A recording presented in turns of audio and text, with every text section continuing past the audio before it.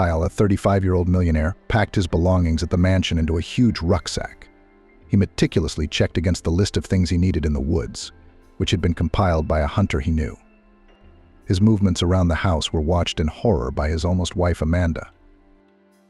"Kyle, calm down, you have a nervous breakdown. Have you heard of it? If all millionaires went into the woods after being dumped by their partner, the woods would have long been populated by entrepreneurs instead of trees. All the forest dwellers would hang themselves in a couple of months from such a neighborhood," she said. "Is it okay that the partner is my own twin brother? Is it okay that I trusted him more than I trusted myself?" Kyle asked. "No." "You, Amanda, what are you worried about right now? That you're going to be without a wallet in my face, or what? So I've put $1 million in your account. That's enough for you." Amanda flashed her eyes furiously. "You're a great guy, of course, creating your own business and all that. But why the hell are you insulting me? What the hell is your 1 million? I've been supporting myself since I was 18.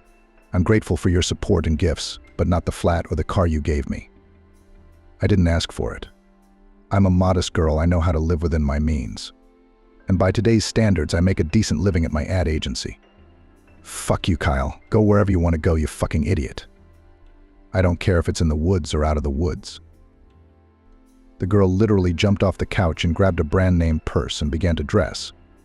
Angry tears of resentment streamed down her face. Kyle finally came to his senses, sat down on the couch and wrapped his arms around his head. "Amanda, I'm so sorry. Come to me," he said. Amanda wiped her tears, took off her shoes and sat down next to her lover. Kyle often called the girl in the ancient manner Lada my Lada, and it pleased both her and him. There was some sort of ancestral protection and magic coming from those words. "I didn't mean to offend you, it just carries me. I need to be alone for a couple of months," Kyle pronounced. "At least if I stay in town, I'll get boozy.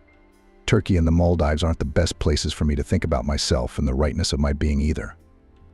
You realize I'm going to Maine to be a forest ranger. I do have a whole forest and technical school under my belt before university, after all," Kyle said.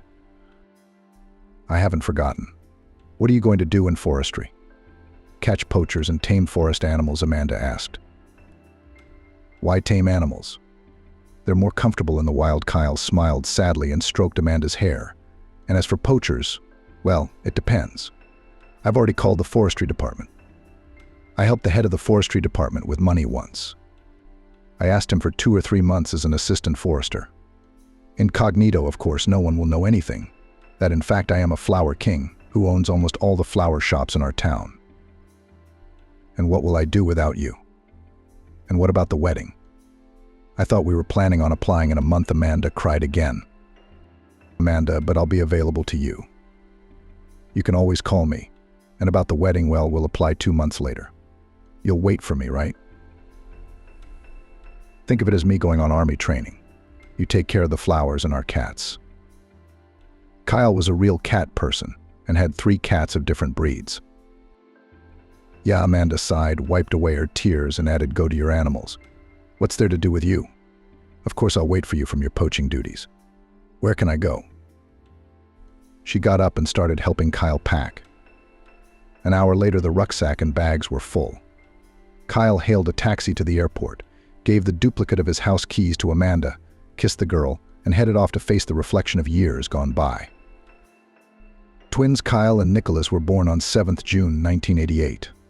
Born, by the way, under the zodiacal protection of the sign of Gemini, their parents were military doctors who had undergone a baptism of fire in Afghanistan.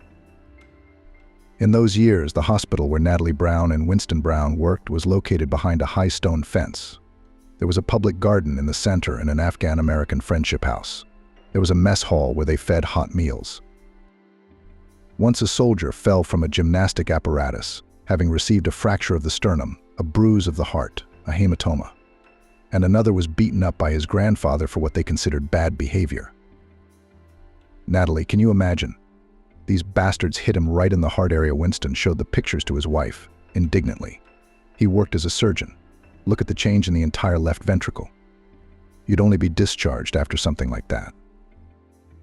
I know, Winston, they also, you know what else they do? The nurses told me. They walk up to a patient, they walk up to a sleeping patient, and they hit the heart area. It stops. Then they hit it again. Started it or didn't start it. So they find a dead soldier in the morning. The cause of death is your patient's sudden cardiac arrest, Natalie said. One of the straggling old men first raced to the canteen for compote. The one ran away 4 times, and on the 5th he refused. He started beating him viciously. Vanessa, the nurse, heard him moaning and sobbing and saved him. Look, in the Second World War, they would have just nailed the brute. But now, unfortunately, it's not World War II. In this case, her husband answered her sadly, "We will save the day." But everything is God's will, and we are not gods. Winston, come on, you're a professional. Everything will work out. What's with the pessimism? What if it's professional burnout? Then we should go home. But it's quieter. There's nothing wrong with professional burnout, Winston replied. A year after the Browns, Natalie and Winston returned home. They had twin sons. The country was already in the midst of a change of power, with all the consequences that entailed. Those who had seized power were broadcasting to the whole country that it was necessary to deepen and accelerate the processes and to engage in dialogue. And the newspapers suddenly, like ants in an anthill, were suddenly shouting that we have atrocities and the police are ruthless. The country was stagnant, and the issue of special rations had to be resolved radically. Natalie's labor went well. The boys were born weighing 3 kilograms and 200 grams each and were 54 centimeters tall. Food prices were still reasonable. A 3-liter can of juice cost $1. Meat was $3 a kilo. Fish was about 70 cents a kilo. With Winston's salary of $250 and a part-time job, it was possible to live. Except Natalie wasn't very good with milk. And at that time, it was quite problematic with milk formula. So she had to go to a dairy kitchen. And soon Winston managed to find a supplier of formula for his sons. And the issue was resolved. And on 7th December, when the boys were only 6 months old, there was a terrible tragedy in Arizona. And doctors were needed there, of course. And military medics first and foremost.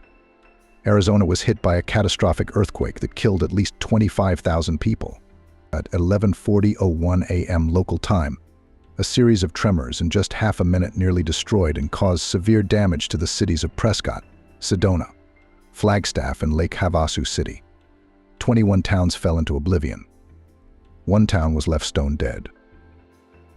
The first plane from Washington with military field surgeons, which included Winston Brown, and medicines in the evening of 7th December flew to Arizona to Flagstaff. The next day, a team of 8 highly qualified physicians and military field surgeons headed by American Secretary of Health Travis Peterson arrived to help them. Already in the first 24 hours, military doctors provided first aid to more than 1,000 people.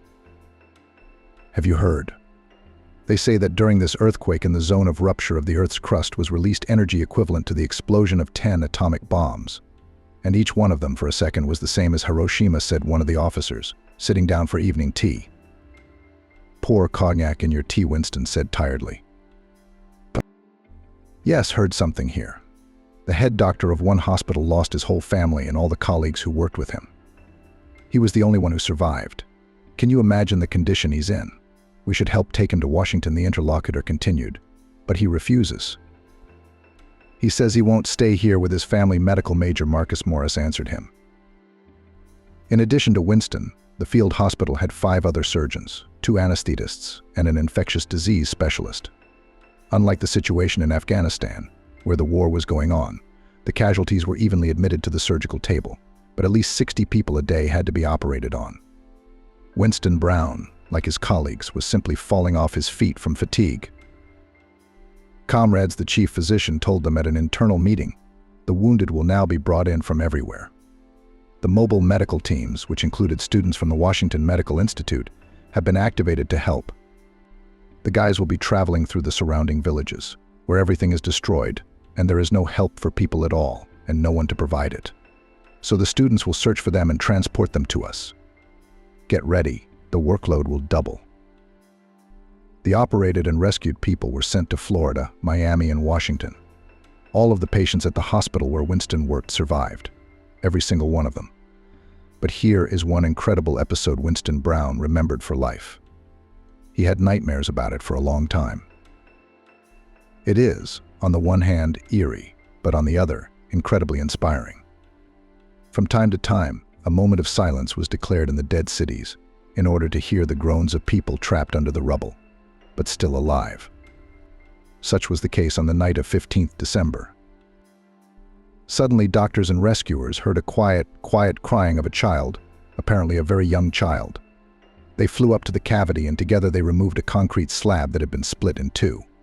What they saw gave them a real shock. Next to the baby lay the dead mother. As it later became clear, the young woman was breastfeeding her son at the time of the earthquake. When the slab of the house in which they lived collapsed, the woman, by some superhuman effort, managed to hold it and make it so that between her and the slab there was a free niche into which the baby crawled. Judging from the bloody hands, she tried to save herself, but she lacked strength. The mother was unconscious, but from time to time pressed the child to herself and gave him breast. Thanks to this, the son survived. 3 months later, Winston returned home. The sons grew up and gained strength. And after 2 more years came the turbulent 90s, and life changed dramatically. Wages began to be delayed. Natalie invited her mother, Mrs. Cassandra, from the village. She really didn't want to go to the city, but she had to get the children back on their feet. And to do that, Natalie had to go to work. Grandma Cassandra, as Natalie and Winston jokingly called her, arrived with huge bags of pork, chicken, her own pickles, jams, lard, and many other tasty things. And frankly speaking, by city standards, frankly scarce. And several huge bottles of moonshine, which Mrs. Cassandra had also brought with her, were real currency. They could be exchanged for a lot of things: good shampoo, nappies for the boys, or coupons for something equally scarce. "Mum, how did you get all this stuff in here?" Natalie asked in horror as she took the bags away. "Why didn't you tell us we were coming? Winston would have met us in his car." "Yes, in a beautiful white car with a cross and a blinker," Winston said, smiling. "He got a job on the ambulance on weekends. You couldn't take a part-time job like that on weekdays. A surgeon has to get enough sleep at night. Otherwise, how can he operate? You'd get the wrong reaction from your hands. Am I a fool to carry it myself? I hired some men at the railway station, gave them a bottle, and that was it. I gave them a piece of lard. They were happy, flapping their ears. That's it, daughter. Is your food supply bad at all?" "Like in the war?" she asked. There was a knock at the door. Winston opened it, and 2 shabby-looking men with a huge sack appeared on the doorstep. "Here are the women. We dragged your potatoes from here. They're heavy," the guests explained, wiping the sweat from their faces. "Well done.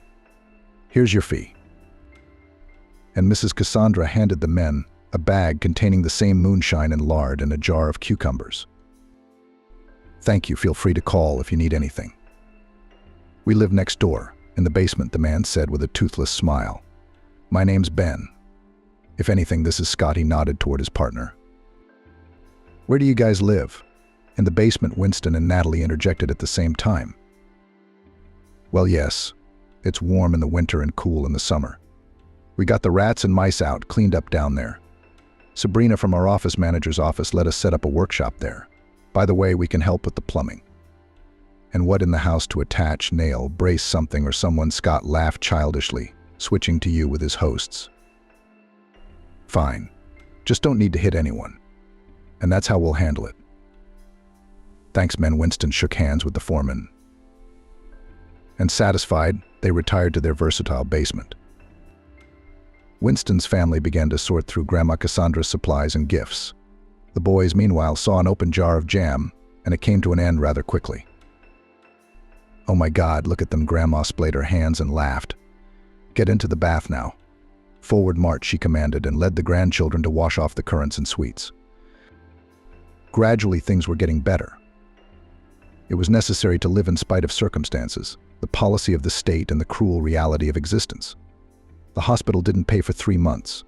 So what was the point of Natalie going back there? So she and her neighbor Marion decided to try their hand at shuttling to fly to Turkey and buy clothes there and sell them in their own town, opening a shop. "Natasha, it's a very risky endeavor. Haven't you heard that bandits stop shuttles on their way back and simply rob them? And that's the least of it. You know what they do to beautiful women. I'm not letting you in," Winston said. Comrade Medical Captain, I'm senior to you in rank, so you understand. And you and I pulled wounded men out from under fire in Afghanistan together. So don't be afraid. I still remember hand to hand. But seriously, Marion has made arrangements with reliable people. We'll pay them right away, Natalie said. Her flatmate Thomas was from the same office that employed these very same gangsters to the detriment of humanity. Thomas? Really, Winston wondered. He's a former athlete. Such promise. And parents, I remember him. What a quirk of fate. Exactly, an athlete. And where do they go after the collapse of the country? Either to the police or not to the police. It's who has more dark or light forces in his soul. Though in essence that in cops, that in bandits, they with rare exception in our law enforcement agencies work not at all defenders of people, but with accuracy to the contrary. You yourself have been on ambulance calls when sober people were stitched up after a visit. But with what will you buy the goods? I've got a bit put aside, and my mum helped. Anyway, we took out a loan against the security of her village house. And they didn't tell me anything. You and your mum.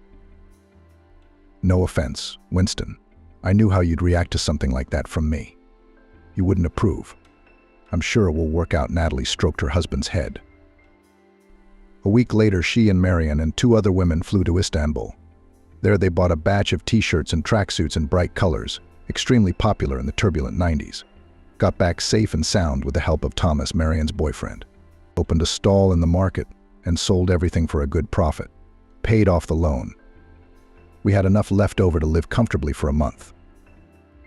But then we had to go again, because Winston was being paid very little and prices were rising fast. This time we chose Canada. We got to the border by train. At the crossing, almost at the border, we were getting ready for bed, but suddenly there was shouting, swearing, and some noise coming from the corridor. Natalie, what's that noise? There didn't seem to be anyone particularly drunk in the carriage. Did there? Marion asked her friend fearfully. I don't know. I'll see, replied Nathalie, who possessed a truly officer-like poise. 5 minutes later, the door of the compartment in which they were traveling opened. On the doorstep stood 2 sturdy young men with rich muscles and unencumbered faces. Their heads clearly had only one winding in them, and that was the one that flowed smoothly into the rectum. Good night, you shuttles, one of them said with a cheeky grin. We're not from around here ourselves. Help us out any way you can. We're collecting 100 quid each. For our boss's birthday party, will you help? The women were silent.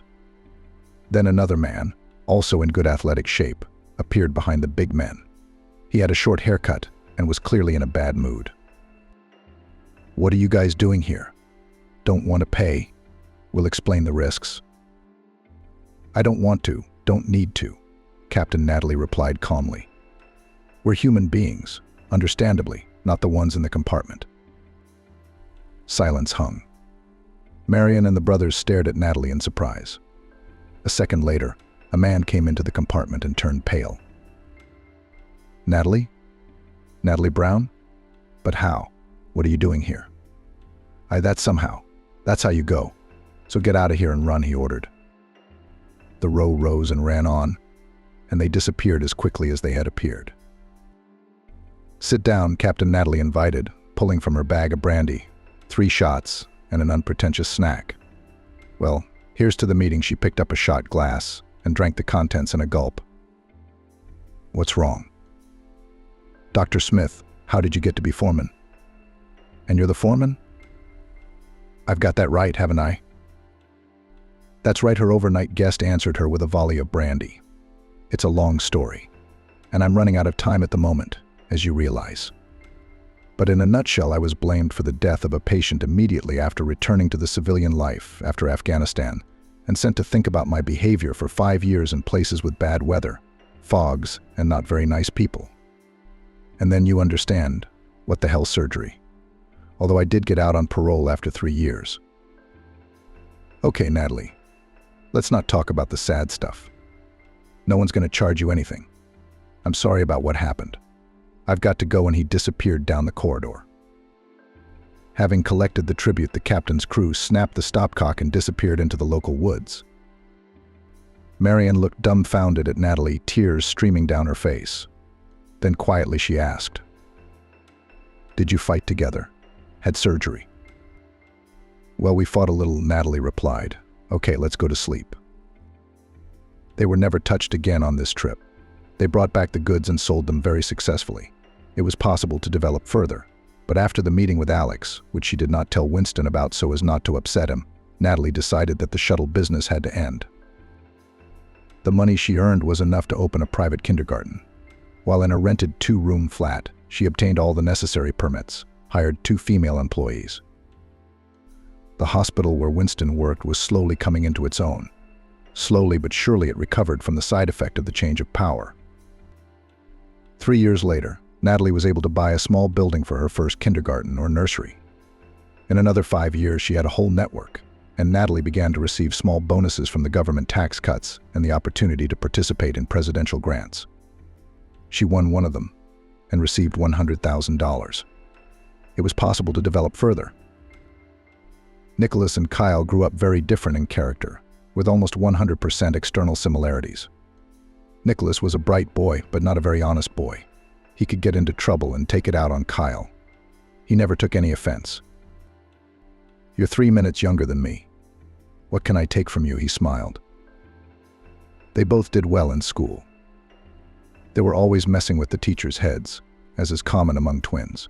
They could disguise themselves and pretend to be each other on tests and even exams. The first serious fight was over a girl. In the 11th grade, Kyle fell in love with the first school beauty, Catherine. She reciprocated him because the brothers had a bright appearance, article, and charisma. Dark-haired brunette with big brown eyes and correct facial features. Modern children grow up early, as well as enter into adult relationships. And in Kyle's case, it happened, as they say, one day. The girl's parents had gone to the dacha, and the guys drank a little more wine than they needed. True, it turned out that Catherine's Kyle is not the first. But that one has already turned 18, so to make claims he did not become. It's not like anyone's ever been with anyone else, Kyle thought, but he shared what had happened with his brother. Firstly, he trusted him, and secondly, this was Kyle's first sexual experience. Nicholas, smiling indulgently, listened to his brother's story and drew far-reaching conclusions. The following Saturday, Catherine's parents went to their garden again. Kyle had been invited to have a sleepover by 9 p.m., but the doorbell rang earlier, at 8. Oh, what's so early? I haven't cooked the chicken yet. Just threw it in the oven, Catherine wondered as she opened the door and let the young man in. Missed you very much. I couldn't resist. I came early and the chicken will wait. He smiled and pulled the girl to him and said, shall we look in your room? Yes, let's look, in kissing the guy and putting her arms around his neck, Catherine replied. They moved to the bed. The young man started kissing his girlfriend feverishly, pulled off her transparent dressing gown and quickly undressed himself. Suddenly, he noticed Catherine's frozen stare. She pulled his hands away abruptly. Got your dressing gown on. Why, baby? He asked. No reason, Carlson. Pack your stuff and fly to your roof. And keep in mind, I'm telling Kyle everything, you prick, jumping off the bed, Catherine barked. What are you, out of your mind? Kyle who? It's me, marveled the young man. Exactly. Brown you are. All right, you're taken, Nicholas smirked, putting on jeans and socks, which was exactly what he was. And how did you guess that? He grinned. It's our. None of your business, you stingy little thing. Though I will say Kyle doesn't have a mole on his right rib. Fucking hell. That's right, Nicholas yelled. All right, whatever. It's worth a try, isn't it? Gorgeous. Bye, baby.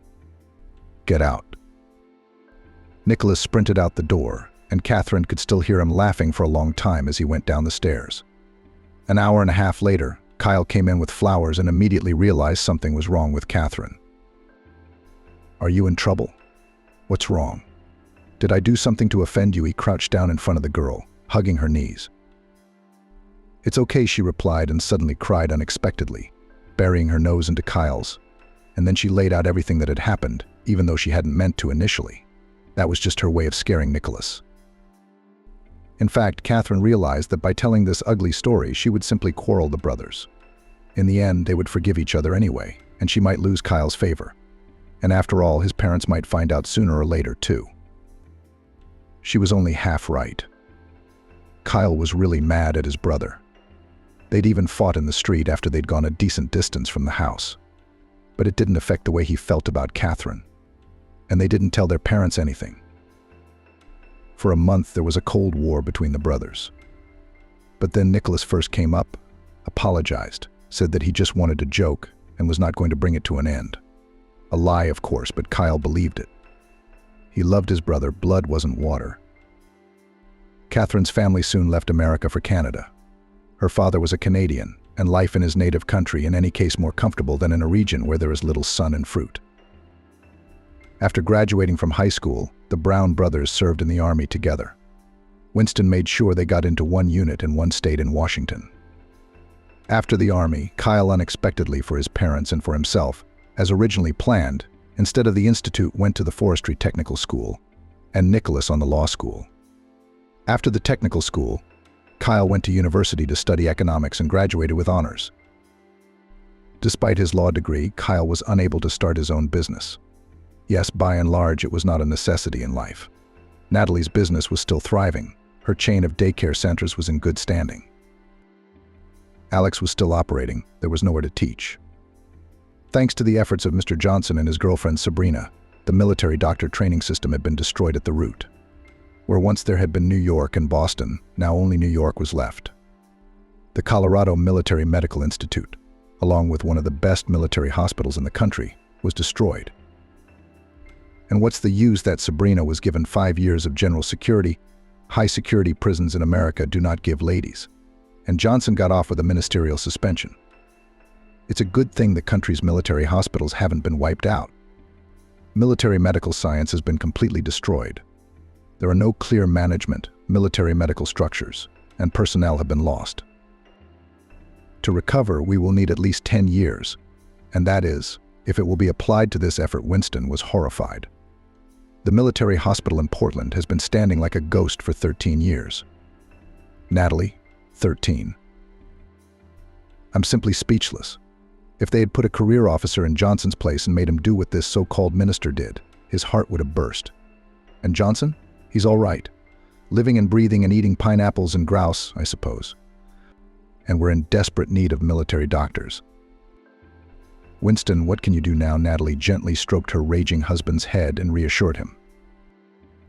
When Kyle graduated from university, he decided to open a flower shop, but not in the usual format. His parents had given him the money for the startup, and Kyle had lived up to their expectations. Here they prepared not only flower arrangements, but also toys, vegetables, fruit and sweets, and sometimes from unexpected materials. For example, once a client ordered to create a bouquet of nails, hammer and nuts. This was her idea to congratulate her husband, who worked at a construction site. And Kyle's company pulled it off. By the way, it was this, so to speak, flower arrangement became the best advertising campaign for his company.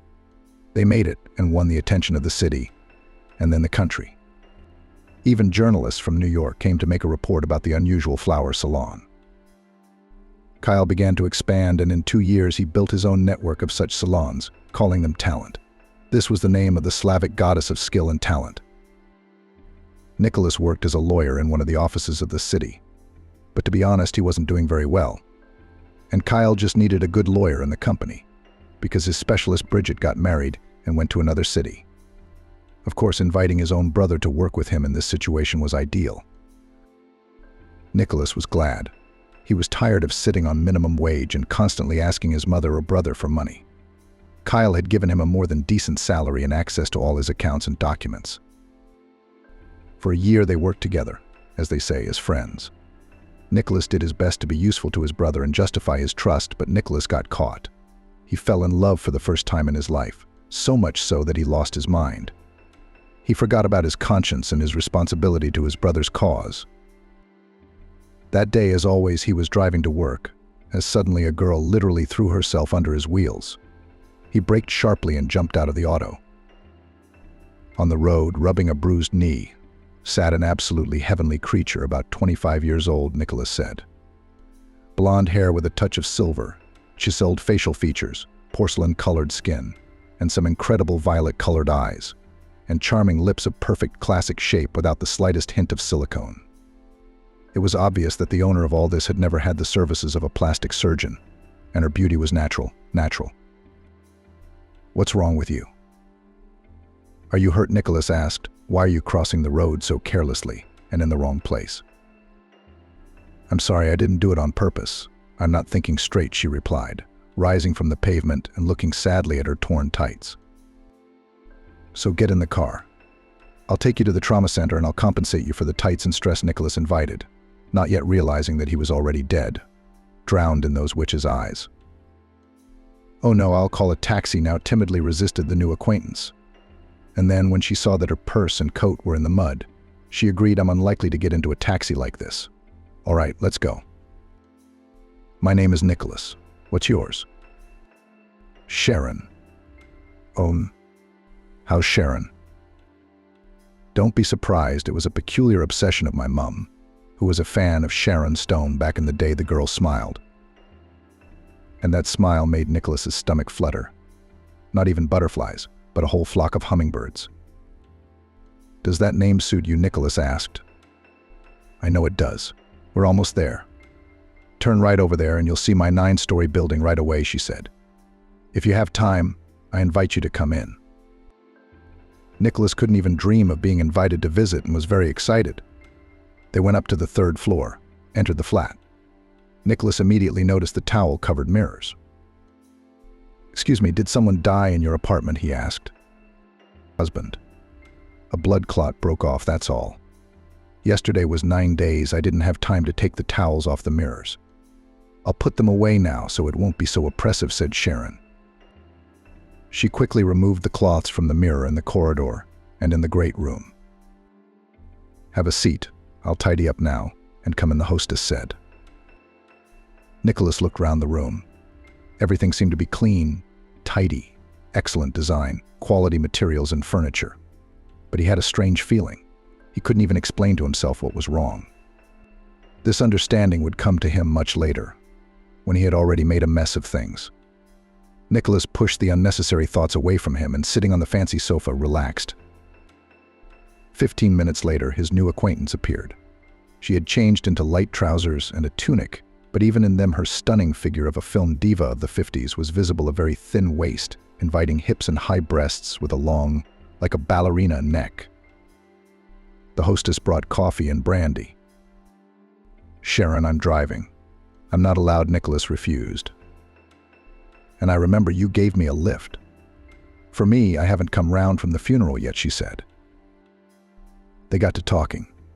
The girl asked Nicholas seemingly quite simple and meaningless questions. But in fact, in the answers to them, a careful man could draw a lot of useful information for himself. And he, being a very communicative person, and now being under hypnosis of incredible violet eyes, was talking as well as some famous TV presenter. She told almost nothing about herself, only that she had come to the city from a small village 5 years ago and immediately married a military man. When America began to confront Russia on the territory of Ukraine, her John left in the first ranks. He died recently. They did not have time to give birth to children, although they really wanted to.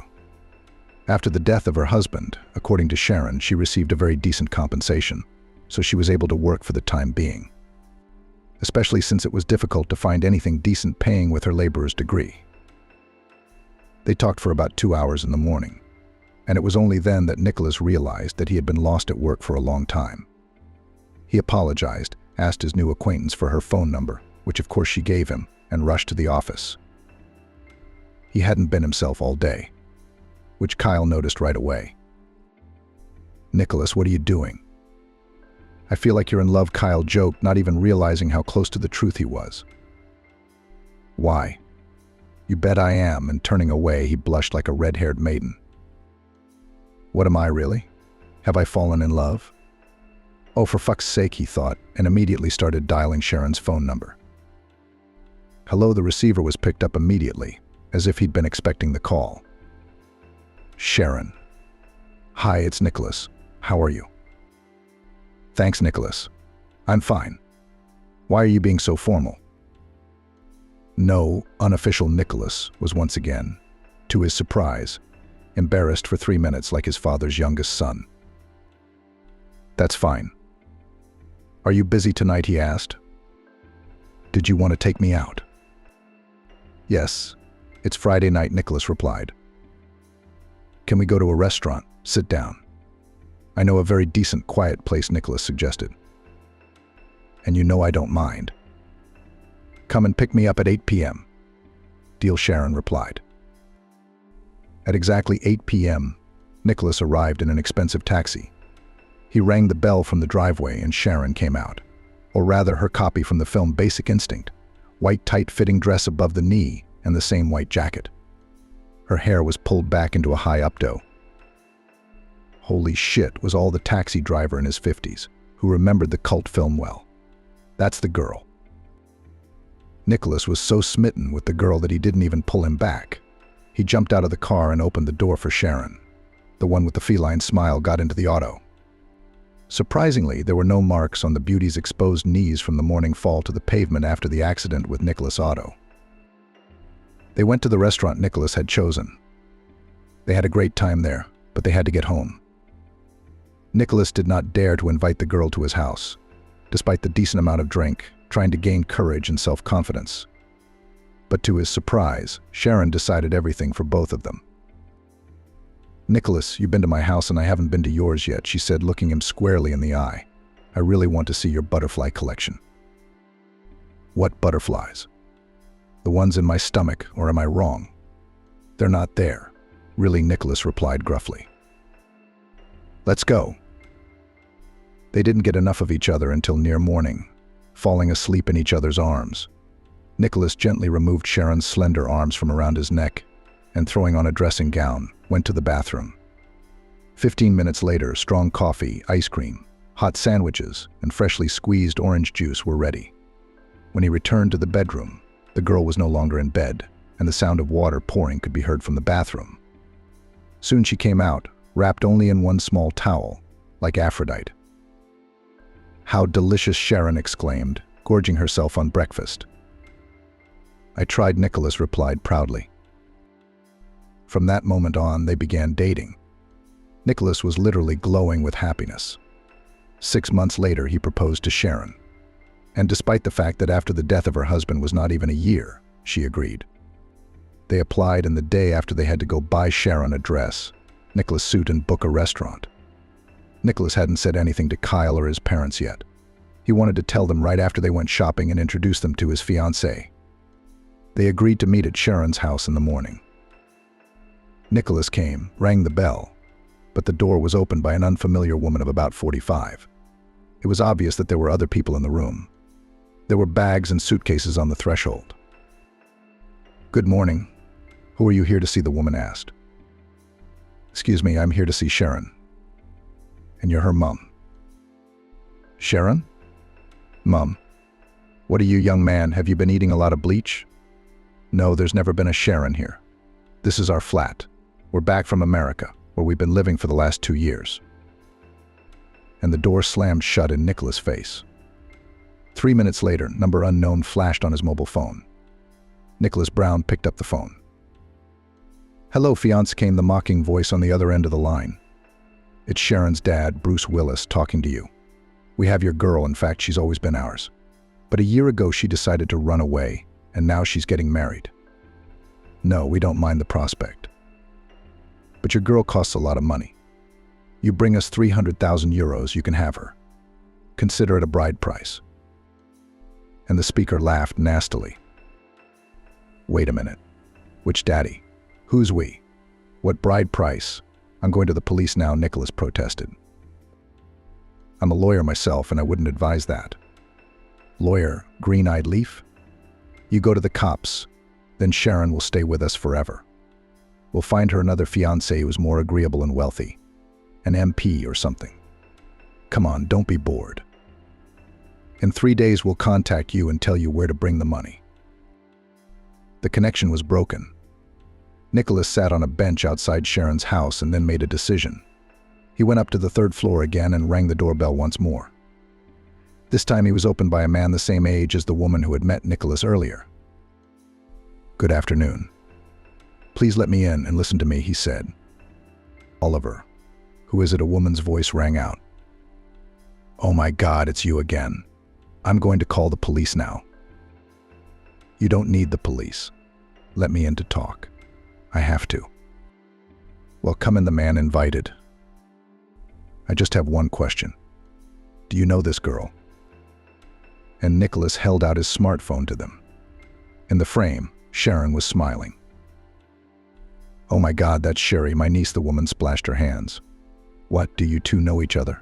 When was the last time you saw her? Come in, come in. What's your name? Nicholas. We were getting married. Did you know her old husband? Who? She didn't have a husband. But she had a lot of terrible things. Sit down, Nicholas. His hosts invited him into the kitchen. Oliver took out a bottle of good vodka, and Monica, for that was his wife's name, sliced sausages. Lard took out a jar of homemade pickles. Sherry, or Sharon, is my own sister's daughter, she began to tell me. I've told you before, my older sister Veronica has always had a strange side. She's been seeing some shadows, counting some constellations, and having unusual and often prophetic dreams since she was a little girl. So it is quite understandable that at the age of 20 she got into a very unseemly community, and the common people called a gang. As luck would have it, her leader, or whoever he was, turned out to be a very handsome young man, and she fell head over heels in love. In fact, it was a real organized crime ring. But the leader, Terrence, he was the Star-Spangled Banner. That was his nickname. He was into astrology and otherworldly stuff too. That's how he and my Veronica got together. He told her that his supporters, and in fact his accomplices, rob only scoundrels and bribe takers. It's almost like Robin Hood. And she, if she wants to, of course she can help them. Veronica was very pretty. Sharon was just like her, Monica continued, smoking a cigarette and brushing away a tear. Yes, she was beautiful. But you listen, she suddenly switched to you. This Terrence guy talked her into becoming a decoy. He'd find rich, unmarried men through his channels, and he had them in management companies and the police. Then he'd set up a seemingly casual encounter. For example, a girl would accidentally run out onto a carriageway where there was no traffic light. The driver braked sharply, picked up the unfortunate, and walked her home. And then it was like love and all that. After that, the bride would suddenly say that she needed a large sum of money to pay off the huge debt she had incurred from loans or something else. A man who was in love, and Veronica knew how to fall in love, believe me, withdrew a large sum of money from her account. Veronica would get the money and disappear. Monica took another drink.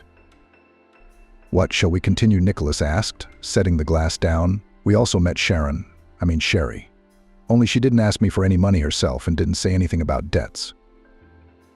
Well, that's not surprising. Look, she realized the prick was using her when she realized she was having a baby. She told Terrence, and he said she should get an abortion cause, she didn't want kids.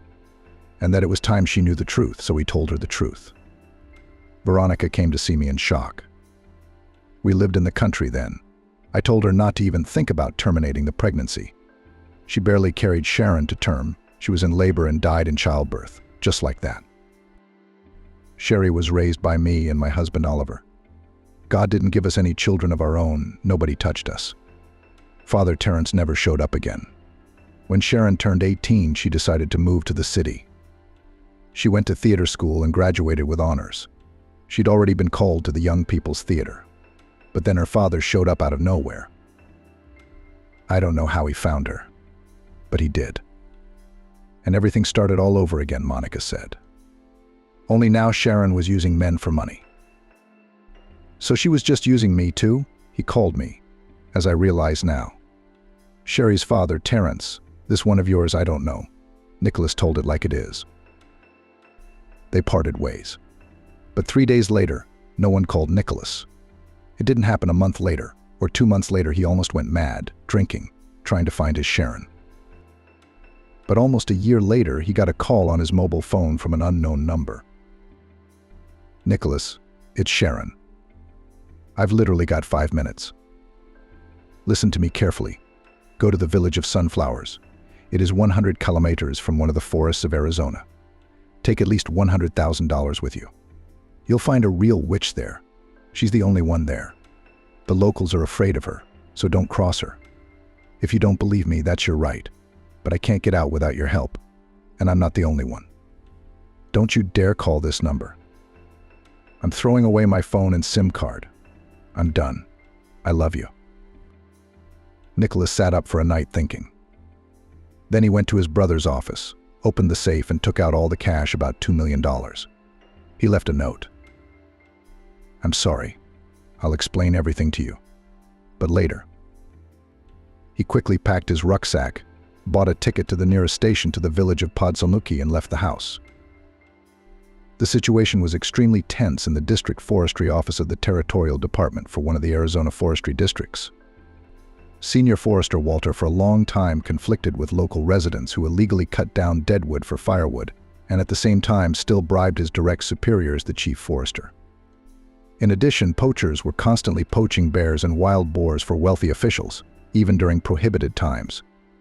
According to the law, anyone could conclude a contract for firewood harvesting for their own needs with the territorial department of the Ministry of Forestry complex. And some people seem to have made contracts. Walter even found such documents from loggers caught in the act. Except that the firewood had been harvested not this month or even last month, but a quarter ago. The logging documents turned out to be old, which is already a violation and a reason for a criminal case. That is, the trees in the forest had just been cut, but they referred to the previous time. In this case, the inspector was obliged to first of all report the violation to his immediate superior, and the latter to the police, where in turn they should have issued a notice for proceedings. The subject article: illegal cutting, damage to forest plantations, or unauthorized cutting of trees and bushes in forests. But that didn't happen. Walter dragged the press into the forestry office. They created a scandal. The head of the department, with whom Kyle Brown had negotiated employment, was removed from his post. 3 other agency employees were reprimanded. "Brown, I'm Walter. Where's Michael? I'm for him. He was removed from his position, and it's my fault. But he told me to take you to him when you got here. He's living alone in the woods now. I'll start our trusty Jeep, and we'll go." They drove along the forest roads for about an hour. Then Walter stopped, and the men got out in front of a solid wooden dwelling. A fire was burning, and meat was roasting on a spit. A bearded man in a gray jumper, a la Hemingway, came out of the house. "Kyle, it's so good to see you. Come on in, darling. And you, Walter, come in too and don't be embarrassed. Don't blame yourself. You didn't know what was what, did you? You've been working for the good of our forest and fighting for justice. Come on, men, and you're welcome. Michael, it's been a long time, as they say." "All day too," the man smiled. They entered the house. The interior arrangement was simple but functional. It had everything they needed: 3 beds, a table, a refrigerator, and a tiny television. Next to the house, Kyle was surprised to find a mobile bathhouse. Electricity was supplied by a generator, and the dog Sultan guarded it. The dog looked like royalty, shaggy, powerful, with fluffy fur. There was also paraffin and ordinary candles in the house. On one of the beds sat an old man with a waist-length beard. He looked to be about 200 years old, at least. "A tent and a dugout are not suitable for settled life," he muttered. "It is better to build a reliable winter hut. Like ours. What if a blizzard or a wild beast comes and destroys everything? Temporary dwellings should be built carefully, not in a hurry. Starting from the first spring days, or better when the forest spirit Beer wakes up. And his family too." "Michael, give me a cigarette," demanded the strange old man, and Michael held out a cigarette to him. "Here you go, Grandpa Harry. It's a real factory cigarette, rolled long ago when the factory was still in operation," Michael said, smiling. And the strange character continued the story, either to himself or to those present. It is not necessarily true that the best logs for felling are winter logs from damp trees. They're easier to handle, but harder to haul. That's what I wanted to tell you about. The prototype of a lumberjack and a philosopher in one person was broadcasting. And how to deal with it. All sorts of people can come to me now and then to argue. And not necessarily good people. Here's the thing. Hunters, fishermen, you name it. So what? Anybody. Just make sure they know who I am right away.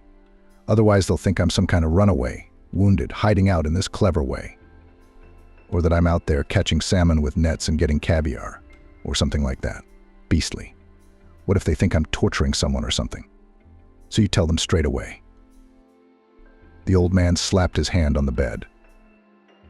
"That so-and-so is from Michael, and I'm working with him." The old man put out his cigarette, suddenly lay back on the bed. Sultan sniffled. Walter and Kyle goggled, staring at their grandfather. After listening to his monologue, Michael, barely containing his laughter, asked Kyle. "Kyle Brown, the great American actor Charles would be envious of. Who's that?" "That's my father," Walter replied. "He's lived in the woods all his life, knows all the secret trails, was friends with the wolves." "Well, sit down already at the table, I'll bring the meat now. I've got moonshine too. We'll discuss how we'll live on." They sat down and ate meat. The generator had to be switched off. They lit a paraffin lamp for the night. "Well, there's nothing I can do for you in terms of official employment," Michael said. "But Walter's got you on contract as a forest assistant. That is, as his assistant. That'll do, of course." Soon they were asleep. Through his sleep, Kyle could hear Sultan barking and the quiet conversation between his mentor and Walter. "What am I going to do with him?" "Michael, he's certainly a good guy as far as I can see, but he won't be with us long. He's got a whole other destiny, and he doesn't need to stay here. Let him help you fight the poachers, and then we'll see. Let's go to bed." And they put out the paraffin lamp. Nicholas reached the nearest station without any adventures, but when he got off the train he saw not just the absence of a modern railway station, but some semblance of it. Near the wooden building sat children and old ladies with pies and smoked fish. Nicholas approached them and asked, "Beautiful girls, how can I find a real witch doctor?" and handed each of them a $100 note. The girls were stunned. "So she lives at the end of the village." "Our Charles will take you there now," they replied, counting the money. Charles turned out to be a not-yet-old man of rather shabby appearance driving an old Jigalenka. "It's important," he said, "and $500 on top, plus a bottle of moonshine, which Nicholas sold immediately to the old ladies. He paid and got into the wreck. They drove for 2 hours over bumps. They stopped at a well-worn fence. Nicholas got out, knocked on the gate. It was opened by a woman who was not an old woman at all. "You've come. So you've done well," she said. "The cards have not lied. Come in, then." Nicholas entered the courtyard and was speechless. He saw a large log house. Somewhere inside there was a child's crying and a painfully familiar female voice. "Come on, my kittens, now I'll feed you, my darlings." Nicholas pushed the woman aside and literally flew into the house. There was no one on the ground floor. He ran up the wooden stairs to the first floor. One of the rooms was open. He entered and saw his Sharon breastfeeding one of the girls. He could tell by the pink nappies and caps. The second girl, bandaged with tiny feet, lay in a cot. Sharon turned round. "Well, our daddy's here, thank God," and set about feeding her second daughter. "Well, that's it, parents, come on, I've opened up your room and made your bed over there. Do you need to talk? And me, little ones, I'm off on my own. You fed your daughters, didn't you, Sharon?" "Sure, just a little bit, and then to bed. Elizabeth's the only one who's restless. Elizabeth, what did you name your other daughter?" Nicholas looked at his daughters' tiny faces and everything turned over inside him. "Alice and Elizabeth. Except I haven't written them down for you yet, but I'll tell you later." "It's a good thing you haven't. It's up to the father to sign his daughters in." They talked all night. Sharon said that when her father found her, she was very happy, for she didn't remember her mother at all. When Veronica got away from him, the pregnant Sharon and his whole gang were taken. And everyone in the gang got a decent sentence. My father got the longest 20 years of strict regime. He served his full sentence, and in the meantime he'd made even more criminal connections. "How did he find you stroking Sharon's hair?" Nicholas asked. "Jesus, Nicholas, what's social media for? I posted about myself on social media, Telegram, Facebook and Instagram like all modern girls." Terrence went out, made inquiries. It wasn't difficult. He texted me first, sent me a photo of him and his mum young and happy. Then they met. And then we met and he asked for help. Sherry continued. He said he'd been robbed by some official in his day. He was dead, but his son was left with an inheritance. But the money supposedly belonged to the father. And I, as the Harris, just had to invite that man to visit him in a rented flat. Their accomplice would be waiting for him there, and I'd get the money for my education and to start a business. Sharon, darling, but that's utter nonsense. How could you believe such nonsense? And wait, did you sleep with him? Nicholas got out of bed and, pushing the girl aside, lit a cigarette through the open window. Nicholas, can you hear me all right? I told you I just got hit by the wheels of his car, invited him to visit, that's all. What was the trick with me? Nicholas asked coldly. The youngest by 3 minutes of his father's son did not turn to the girl. An eternity had passed for him in these few 24 hours, when he had robbed his own brother, found his one love, and gained 2 daughters at once. Nicholas, you won't believe this, but I got under the wheels of your car completely by accident. I was waiting for Monica when she went to the US for 2 years. She left me the key to her flat. I lived there. I came in, and there was my father. All the pictures of Aunt Monica and Uncle Oliver are gone. He puts up some portrait with a black mourning stripe on it, covers up the mirrors and says to me, "Sherry, daughter, help me one last time I goggle at all this and ask, why and what are you doing?" There's this fat carp named Kyle Brown. He's got a chain of businesses around town, and his dad's a thief too. What? My dad's a thief? Yeah, our dad and mom fought in Afghanistan too. They're military doctors. What kind of thief is he, Nicholas? Calm down. For God's sake, Sherry said. Oh, listen to me. I didn't agree, Sharon continued. I started screaming that I would no longer be involved in his affairs. I got hysterical and ran out of Aunt Monica's house and got hit by your tires. And then what happened? That was the day we met. I specifically invited you to visit. I thought if Dad showed up and I wasn't alone, he'd slow down. And he did. Yeah, they had some kind of fight. Dad got hurt in the fight. Then when we were out shopping, I came out of the house just to take out the rubbish. They picked me up under my arms and shoved me into the car and drove me to Daddy's mansion. He bluntly told me that either I would shake you out of your money or he would do it himself. I said no.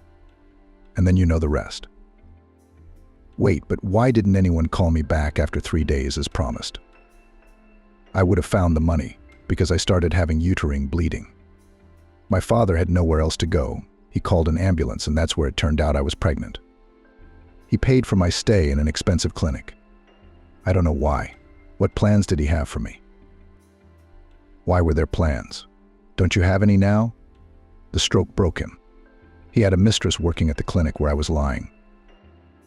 Sherry's a sweet girl. She loves her father to bits. I don't know why. They've been together about 10 years. And that's our grandmother, Natalie's daughter. Sherry. It's like a soap opera. It's like a bad film, for God's sake. Maybe. But she's the one who quietly brought me here with the girls at night by herself. After she gave birth, she was very afraid her father would leave her because of us. He's the best man in the world to her. That's how it is. Where's the father now? Well, in the hospital, I guess. Where are we going? I don't understand. We can't live in the woods forever. I know, go to bed. Just a question, why did you say to take so much money with you? I was asked to, Nicholas. I didn't know how the situation would turn out. And if he started blackmailing you with the kids, what then? Amanda asked. She hadn't been able to get Kyle on the phone for a week now, but today was her lucky day. Hello, Amanda. What's wrong? Came the sleepy voice of her lover. What's wrong? You promised to always be in touch, and you're acting like an irresponsible person yourself, and she burst into tears. Quickly tell me where your forestry is, before I get all the press in town and the cops on the case. I'm pregnant, Brown. And if you think it's an immaculate conception, I'm going to greatly disappoint you in that delusion. You're pregnant. How's that? Wait, Amanda. Kyle was now starting to wake up to the powerful snoring of Walter's grandfather, right, he said. And he dictated to her the details of where their hut was located. You need to get to the woodshed first, and then they'll assign you a guide. Stop. What am I talking about? Don't fly anywhere, but there were already short beeps on the other end of the phone. Damn, "I'm irresponsible," Kyle exclaimed.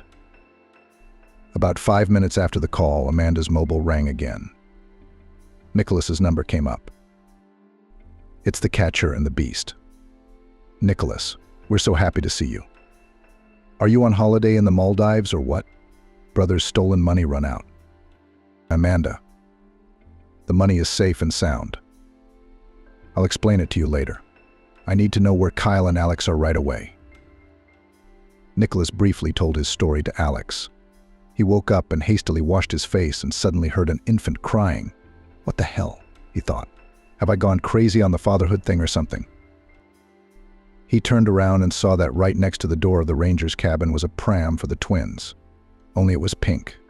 He walked over to it in shock and found a note that read, "Hi, Uncle Kyle. Your nieces Ellis and Anna are writing to you. Please welcome the new addition to the family." "What's the joke?" Kyle asked. At that time, Nicholas and Sharon appeared from the house. "Meet. This is my future wife and the mother of my daughters. That is, your nieces." "What's going on?" At this time, Grandpa Walter woke up and came out of the house rubbing his beard. "There you go. I told you all sorts of people would come," Grandpa Walter remarked. "I've never seen anything like this with children. Are we going to have children living in the gatehouse or what?" "Well, business." "No, Grandfather. We won't have any children living here. They'll all be gone soon," Oliver answered him. "And you go, we'll make herbal tea for everyone." While the brothers were talking, they were recovering from their experiences and what they had heard from each other. 4 hours passed. A police car appeared on the forest path and Amanda jumped out. The first thing she did was walk over to the sleeping babies, and then to Kyle and Nicholas.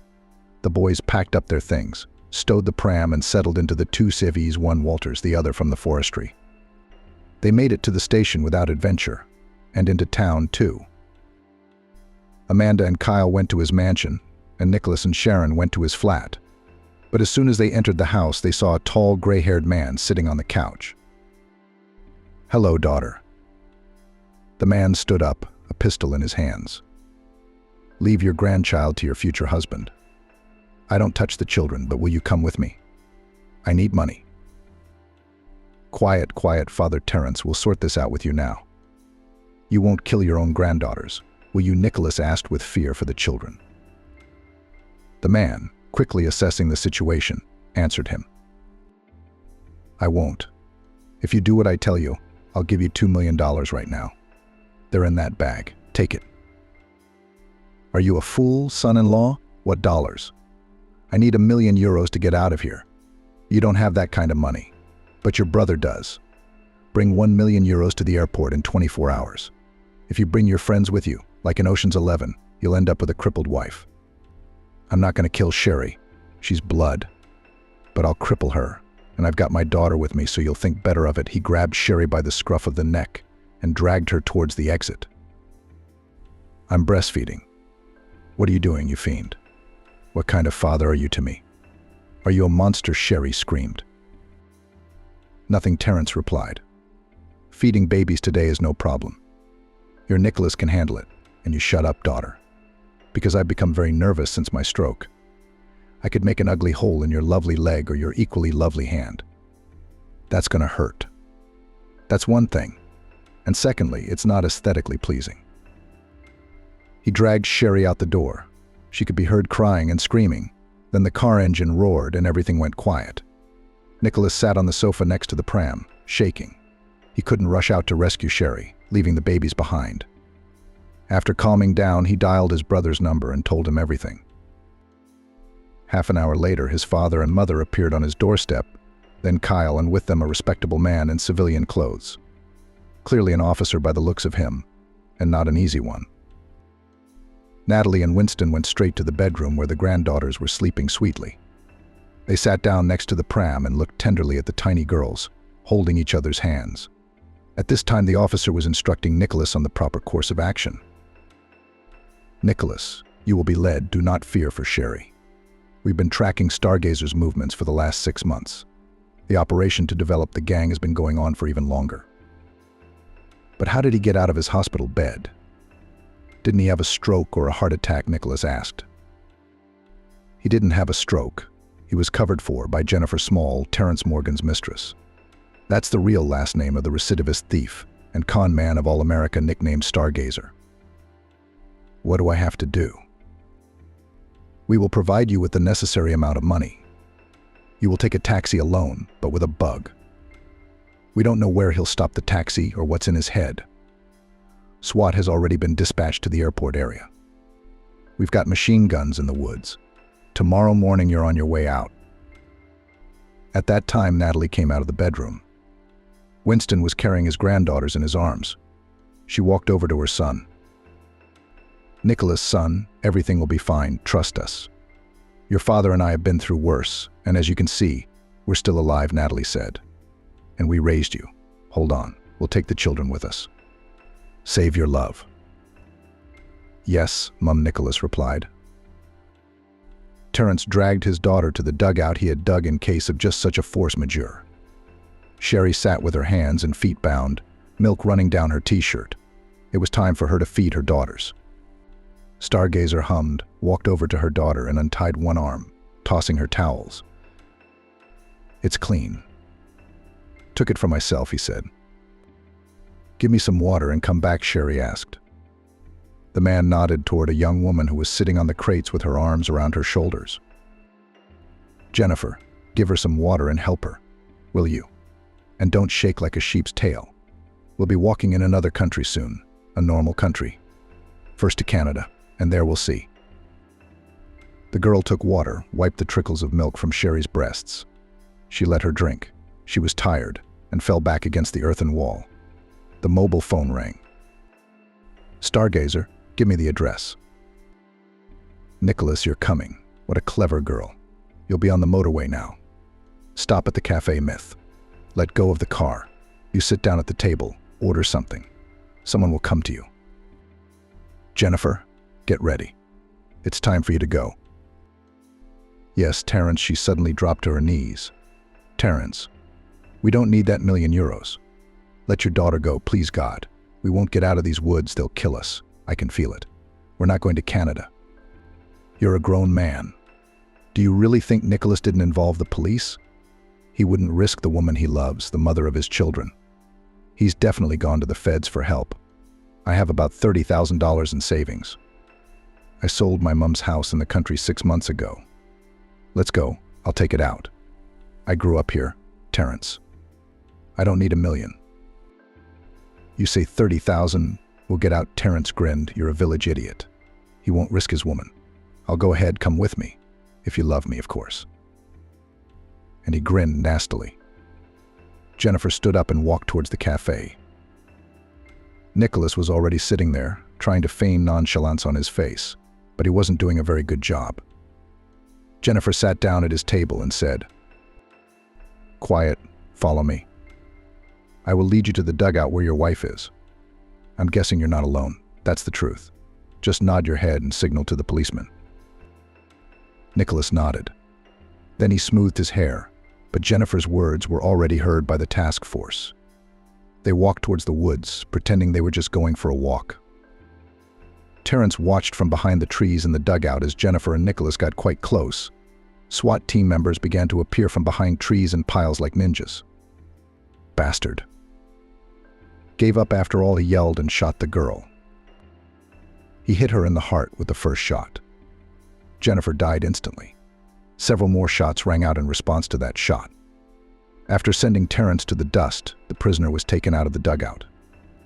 An ambulance was on its way. The girl was placed on a stretcher. Nicholas sat beside her. A year later, everything went back to normal. The end of autumn promised snow. The New Year's rush and holidays approached. Sherry and Nicholas's girls were just starting to walk. Amanda and Kyle had just recently become parents too. They had a son, so the older Browns had 3 grandchildren at once. At first, Amanda and Kyle resented the fact that the twins, the Brown family heirs, went to the 3 minutes younger brother. But then they got quiet. Their Charles was giving them so much fun at night that when the boy was multiplied by 2, the parents might not have been able to stand it. December came. The family was preparing for New Year's Eve. Nicholas decorated the Christmas tree, stacked presents under the tree. They sat with Sherry on the floor and drank hot, mulled wine. "Still, why did you call yourself Sharon and dress like Sharon Stone on your first date?" Nicholas said. "Honestly, it doesn't suit you at all. I mean, it's beautiful, but it's not you." "I don't know," Sherry replied. "Aunt Monica used to tell me a lot about how I got a bit older and already realized that Mum was gone. That Mum was beautiful, like Sharon Stone," Sherry said. "So I made up a stage name for myself. I'm a theater major, after all. Promise me that all theater in our married life is over, okay? And now we'll have only real, very real life," Nicholas answered. "Promise?" "I promise. But then you promise me, too, that you'll live for 300 years and never leave me." "I promise." At the same time, in the distant Arizona woods, Elizabeth's grandfather was making herbal tea for Walter and his Thomas, as always, and traditionally muttering into his gray beard. A dugout is good when it's warm, but in winter a bear can get into it, or some other fierce beast. As it happens, even an inspector may come to offend a good beast, like Charles of the Woods or Sabrina the Fox. "Let me have a smoke. I can't control your demonic visions, but pour me a drink. The new year is here. I can smell it." "No, grandfather, the chimes haven't struck yet." "Wait a bit," replied Walter. "What do I need your chimes for?" "The wolves have begun to howl, and the owls hooting. Here they are congratulating you and me. The forest beast knows exactly when the new year is coming. Well, let's go, men." Found her under the fence, mother-in-law kicked out pregnant daughter-in-law. But she couldn't have imagined such a thing. Lexi remembered perfectly well how her father had left the family, trying to take almost everything he could carry out of the apartment.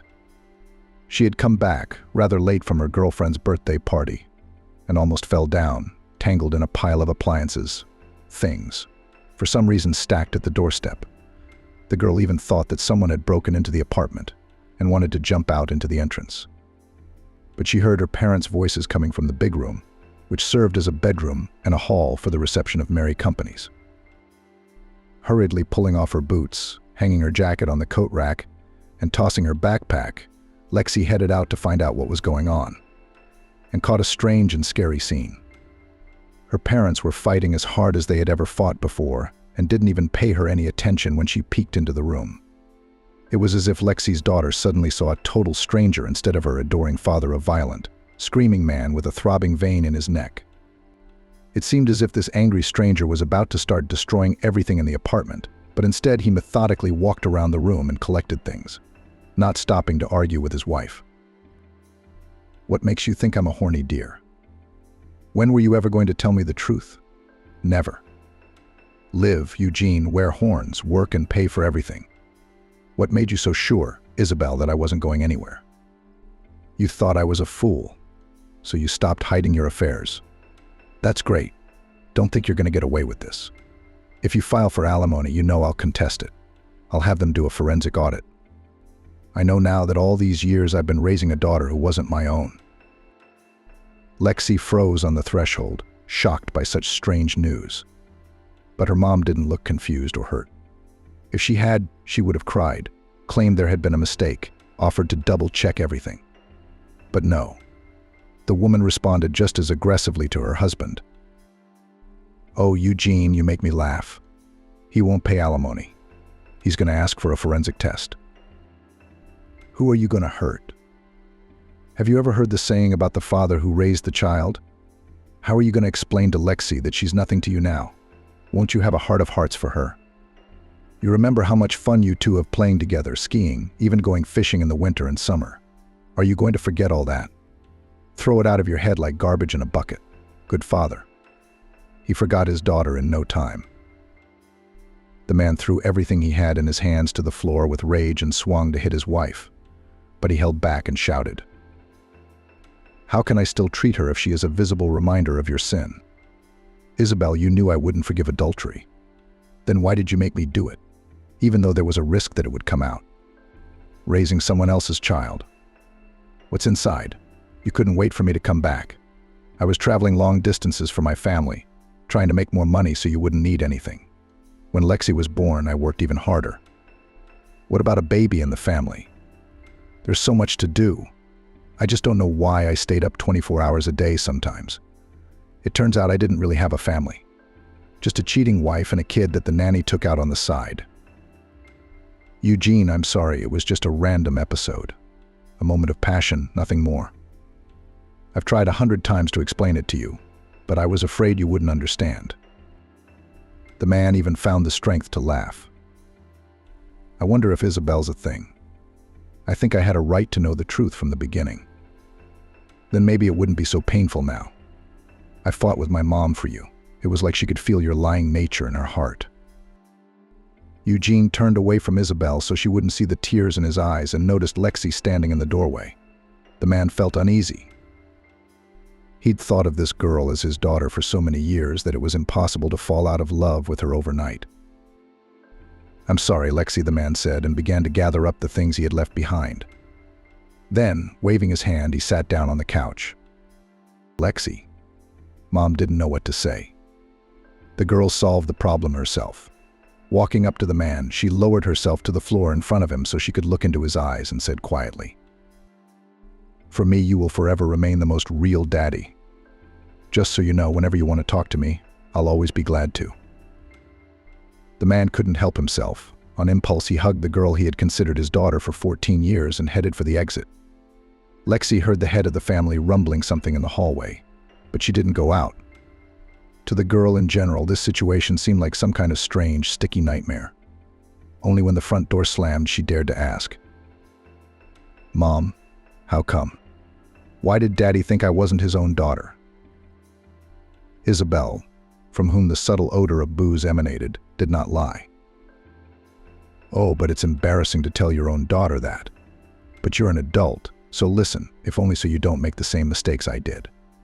I married Eugene when I was 18 years old. He'd already been in the army, got a job as a delivery driver. He brought goods to the store where my mother, your grandmother, ran the store, and he saw me. Anyway, he started courting me. But his mother and my mother, of course, were against it. They thought we weren't a couple at all.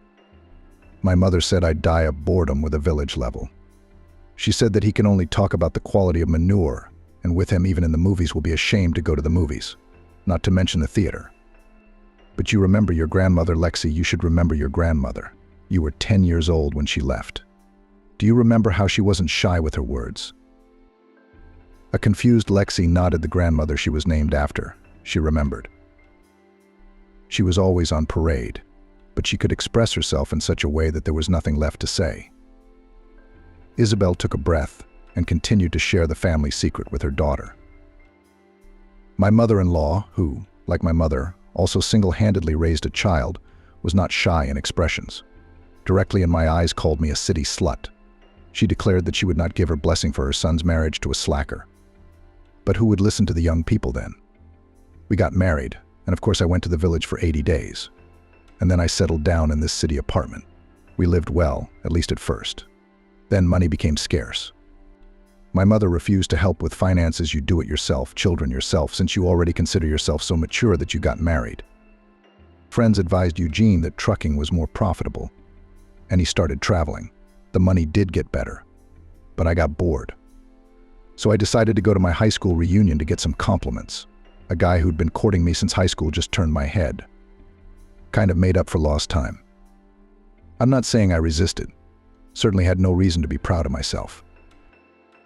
It just so happens you're not really Eugene's daughter. Your real biological father, by the way, found out from me that you were born. But by then, he was getting married and didn't want to change anything in his life. So I had to keep lying. My mother-in-law, as soon as she saw you tiny, started saying that you were not from their family. She only came to visit a few times, and all the time she frowned as if she had eaten a lemon without sugar, so disgusting to look at. She never invited us to vacation. My mother-in-law couldn't know for sure that I had deceived her son, but she was convinced of it. And she didn't need proof.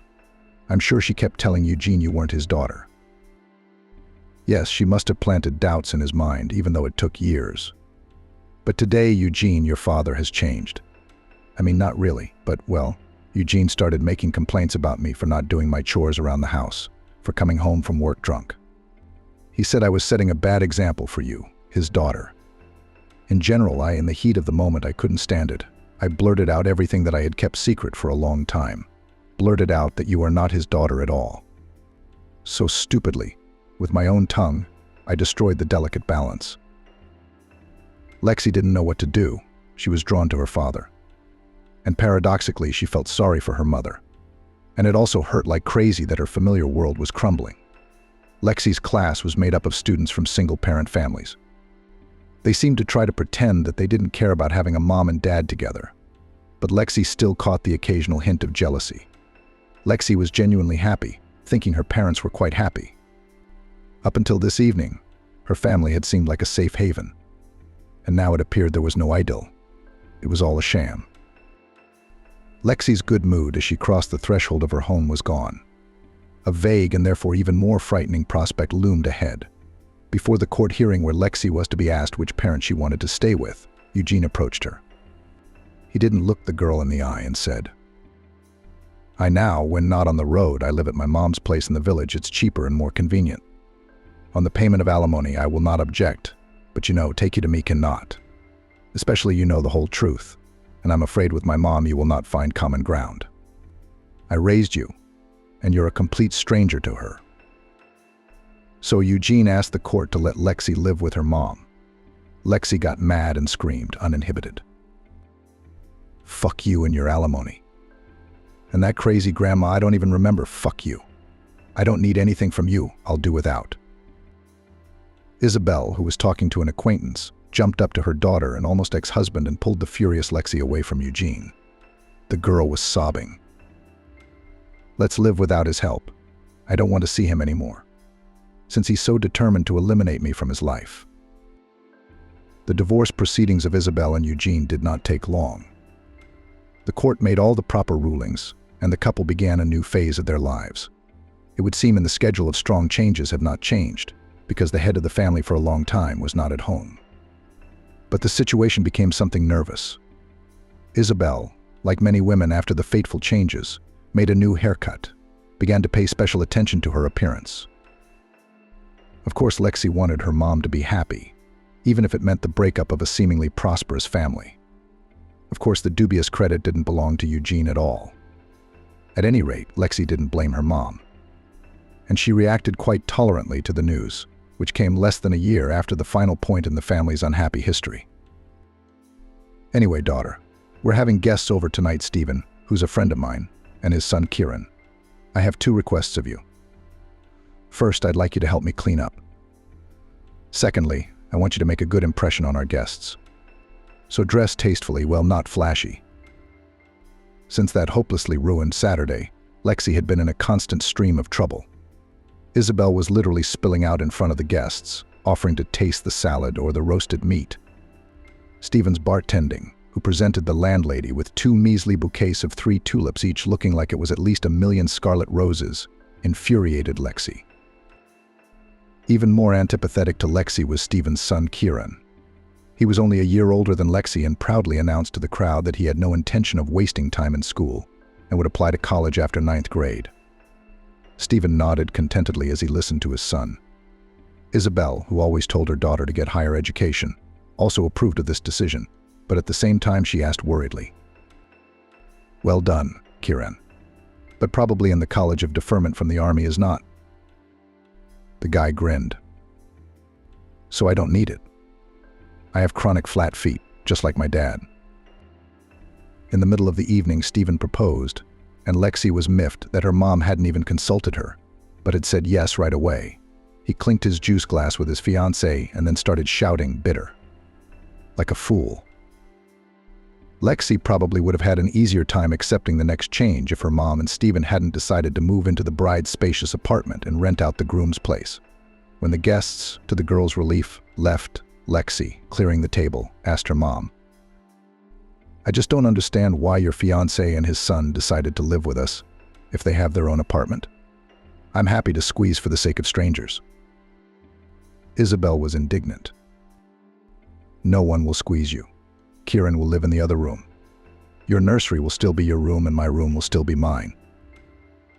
Lexi tried to explain her point of view. "It's still like a dorm. I don't think it's right. I can't even walk around half naked in my own house in the heat." It's a downer. If you want my opinion, I think it would be perfect if this Stephen of yours invited you to live with him. I can manage the housekeeping here without a problem." Isabel was adamant, and then she confessed. "We're going to need money soon, so we're going to have to rent the place out. I'm expecting Stephen's baby." Lexi understood that her mother, quite still a young 34-year-old woman, and such a scenario was quite predictable. However, the prospect of not only seeing a strange man and an unsympathetic guy all the time, but also becoming a babysitter loomed. This destroyed at the root of all the joy of the fact that the parent found her happiness. Stephen, unlike the man Lexi had long considered a father, didn't bother to work at all and mostly lay on the couch. Kieran, to the girl's great joy, did not flicker in front of her eyes for very long.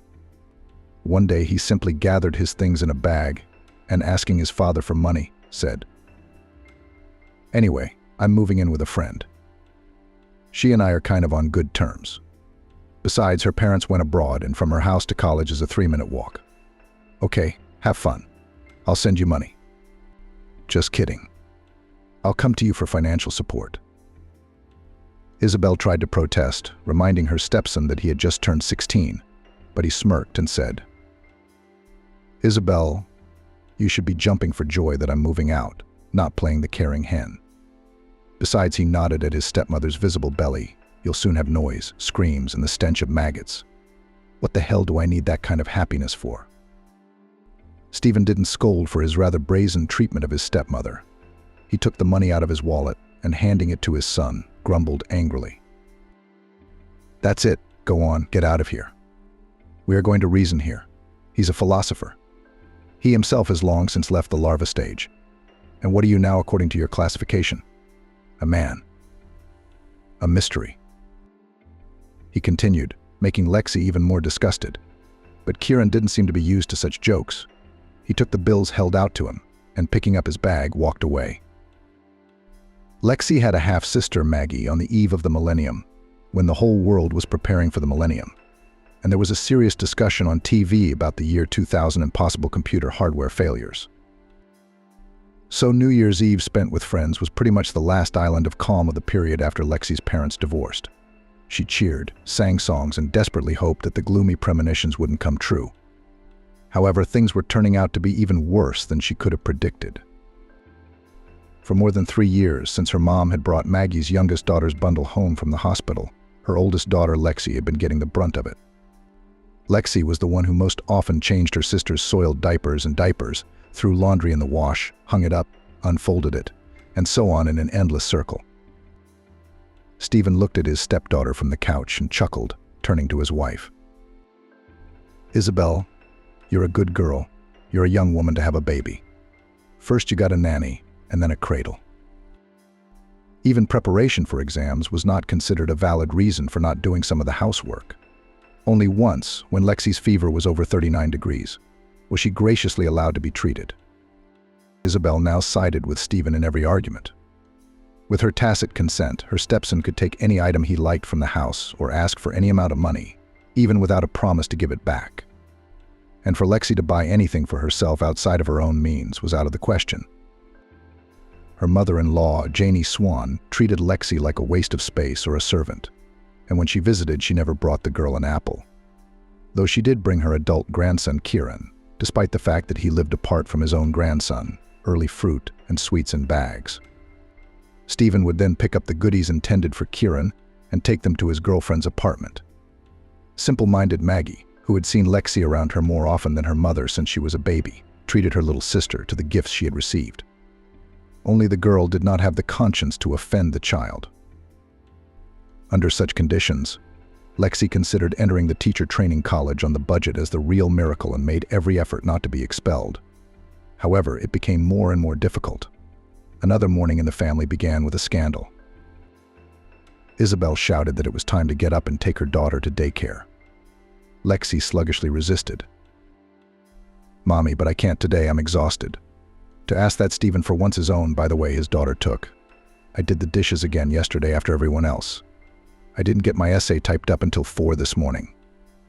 I have a second period today, so I can sleep in instead of dragging myself through the nasty weather to this equally nasty daycare. Lexi wanted to add that she hadn't actually asked her mom to give birth to Maggie, but she bit her tongue. It wasn't the girl's fault that the main care about her was dumped on her older sister. Even without that phrase, however, a quarrel had broken out. Isabel shouted in unison with Stephen that she, Lexi, was completely ungrateful and did not remember any good at all. "By the way, I'm the one who feeds and sings you, you slacker. She's learning to work her ass off," Stephen grumbled. There was nothing unusual in these reproaches, though. Perhaps if Lexi wasn't so tired, she would have kept quiet, as she often did. But it all came together.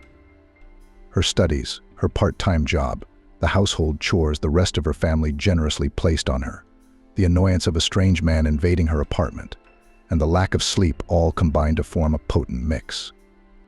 Lexi dozed off in her tracksuit, then jumped up and stood in front of Stephen and began to say what she had to say. "I don't see your highness doing anything at all. Your mom does all the work, and I get a lot of work too. I love Maggie very much, but it's time you did something for your daughter, Stephen." "Who are you?" Stephen exclaimed. Lexi instinctively ducked, noticing the palm of her stepfather's hand flying in her direction, deciding to slap her back. After getting past her mom and running out of the room, Lexi found Kieran in the hallway.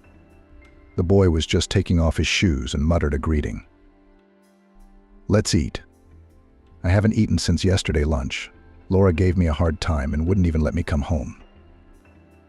Isabel yelled that it was time to get up and take my daughter to daycare. Lexi fought back.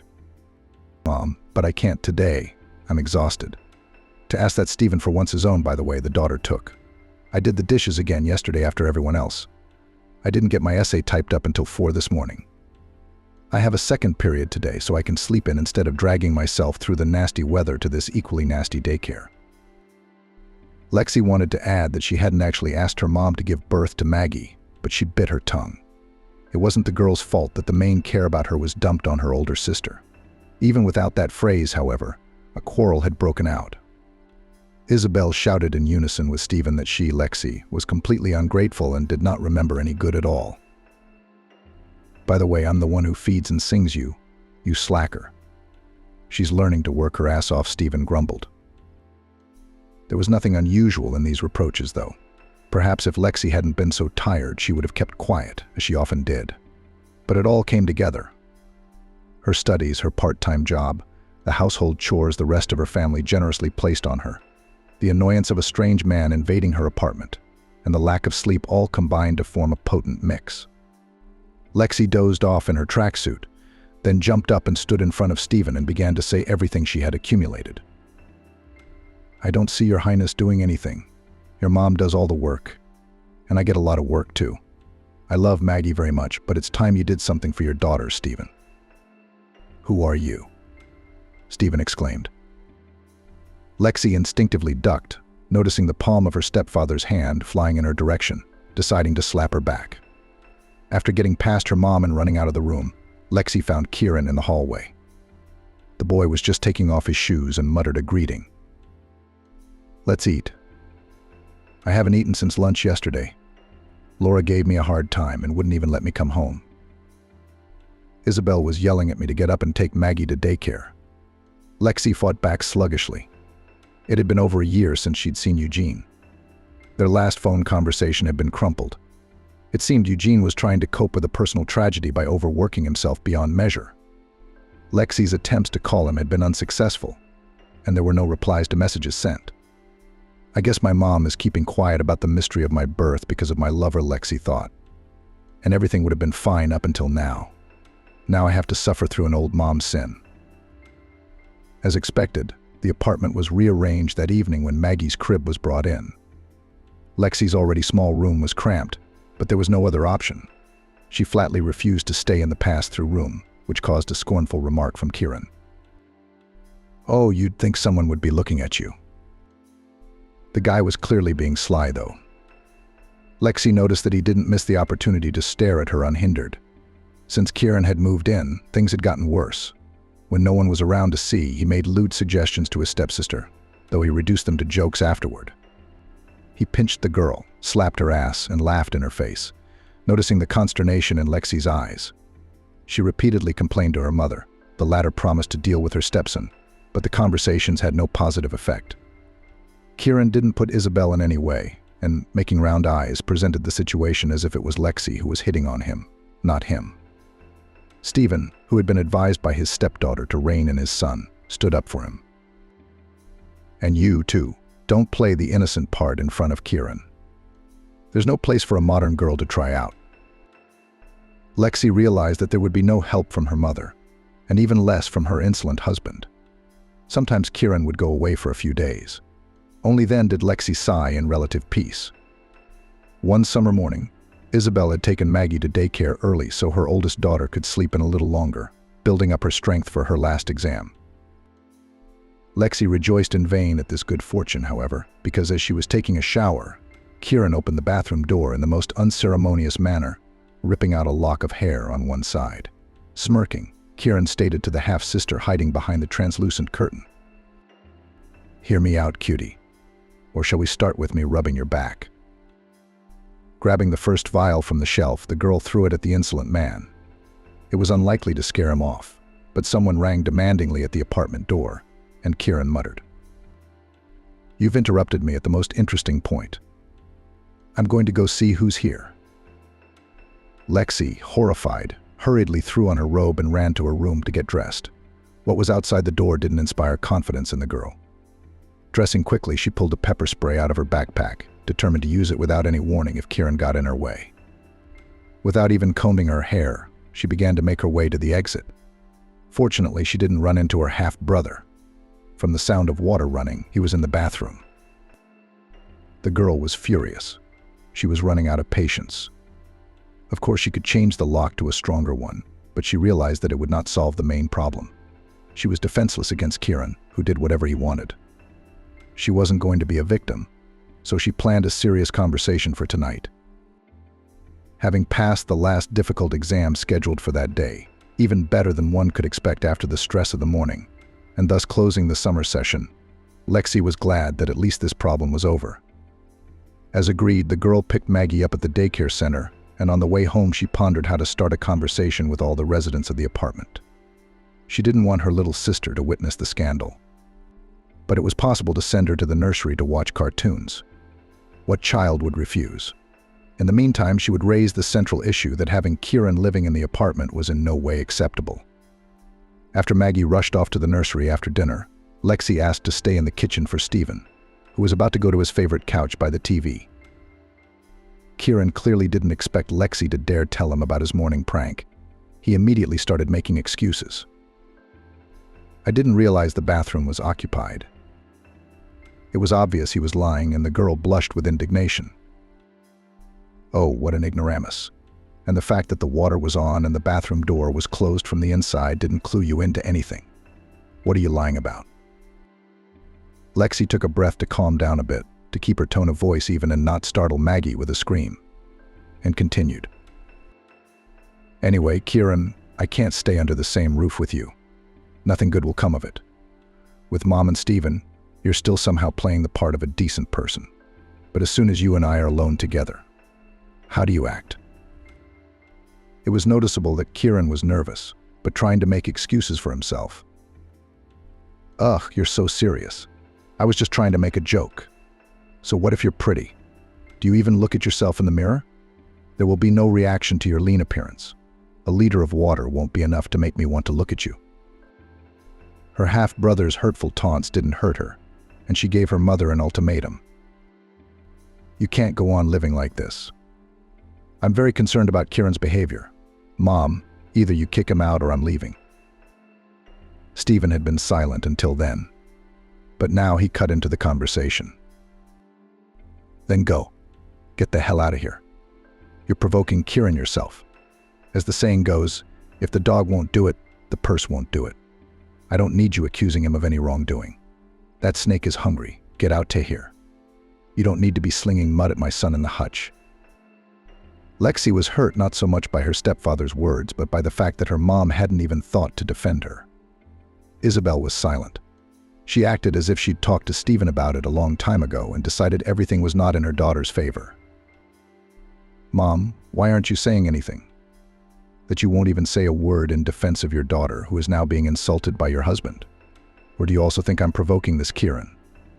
Or is having a man in the house more important to you than what happens to your daughter? Even two? Maggie's in danger too. I don't know what that Kieran guy's got in his head. She's little, and she'll be easy for him to handle it all, Lexi pleaded. Stephen became enraged. You cunt, keep your fucking mouth shut. If I ever hear that kind of suspicion about Kieran again, I'll have you out of the apartment in a heartbeat. Lexi was confused for a few moments at her stepfather's insolence. She couldn't find the right words. And then, trying not to shout, she asked, "Is it okay that this is my mom's apartment and I'm registered here? How am I going to get out of here? Maybe it's you and your difficult junior who will vacate the territory. Kieran should have been in the army a long time ago, but you did your best to get him out of it. And now that bum's overexerting himself, he's groping me. So I want him out of here before I smash his empty head in. When's he gonna pinch me again or make me dirty with his eyes? Let that precious one go to his own apartment that's for rent. Or eventually let him rent, better yet. Both of you dreaming cowards out of here." Isabel didn't know how to extinguish the conflict that had erupted in the family. So she asked, "Let us all calm down and tomorrow we'll solve everything calmly. The morning is wiser in the evening." Lexi was uncomfortable with her mom's attitude. But she was so tired of arguing and fighting for her right to live in safety that she didn't even argue, as her stepfather tried to order and went to bed. Her premonitions were grim. Judging by her mother's behavior, she wasn't going to chase any of the men away, so she would have to leave on her own. Okay, at least the session is behind us. You can, as an option, ask for somewhere in a children's camp, even if not a counselor, just as long as here, in the home apartment, where she no longer felt safe, not to stay. Sleep wasn't in either eye. When Lexi heard someone approach the room over the creak of the floors, the girl realized the person on the other side of the door was stomping around, apparently listening to see if the girls were asleep or not. The situation didn't seem to arouse any suspicion. The doorknob crept down and the girl could make out the silhouette of Kieran in the opening. He headed toward her bed and nearly jumped when Lexi's quiet voice sounded. "You make one more move in my direction, and I'll have the whole house ransacked. Will you have to explain what you're doing in a girl's bedroom?" He also whispered back, "Scared you? I'll think of something." The stepbrother was approaching, and Lexi didn't hesitate to yell. She yelled at full force, as if releasing her accumulated irritation and anger. The girl didn't care. Nothing was stopping her. "What's that roaring?" Maggie woke up. And the neighbor from downstairs, a not quite adequate bile man, banged on the radiator. Lexi didn't stop screaming even when her mother and stepfather appeared in the room. The girl was silent only when Kieran splashed a glass of water in her face, which stood on the nightstand of the youngest daughter. It didn't calm the girl, but it did silence her from the liquid that had entered her mouth. "Maggie, stand up for Lexi," the girl pleaded. "Lyra, something you said to Lexi about her selfishness, bad parenting." But the girl didn't care under that eerie cacophony. Lexi hurriedly gathered her things. "I'm not staying here a second longer. I highly doubt Kieran showed up here in the middle of the night to apologize. Anyway, Mom, I'm off and I expect you to pay for your share of this apartment, or get that creep completely out of my sight." Stephen glared at Kieran and his furious stepdaughter with clearly discernible anger and did not react to his sobbing daughter. Isabel, clutching her head, went to get her medication, reporting to nowhere. "God, what's the big deal about having a material dispute in the middle of the night? I need to take a sedative." Lexi crouched down next to Maggie, stroked her head, said goodbye, and passing the kitchen where her mom sat at the table, reminded her, "I'm expecting a call, and as soon as possible for the rest of your stuff I'll come back later. Hopefully everything will be safe." Lexi was shaking with anger, but she stubbornly walked toward the train station to go to the only person who could help her. In the waiting room, Lexi opened the secret notebook she thought her roommate had given her in 3rd or 4th grade. She found the entry she wanted among the pages: 11 Main Street, Maryberry Village, 11 Main Street. Janie swung a line that Eugene had written long ago, when Lexi still had what she thought was a strong, happy family, and said it was his mom's name and address. The man promised that one day they would all go to visit her to try to move past their former differences.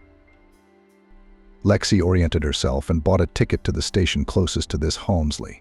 Based on the information, it would take a walk of about 4 kilometers. But that wasn't what was confusing Lexi. She strained to think about what to say to Janie Swan. How to introduce herself, your son's ex-daughter, your ex-daughter-in-law's daughter. Eugene's acquaintance, the one he'd long thought was his daughter. The girl pored over the options but couldn't find the perfect one. Getting to her destination, however, was a breeze. And soon Lexi was standing at the fence with a sign with the correct address attached to it.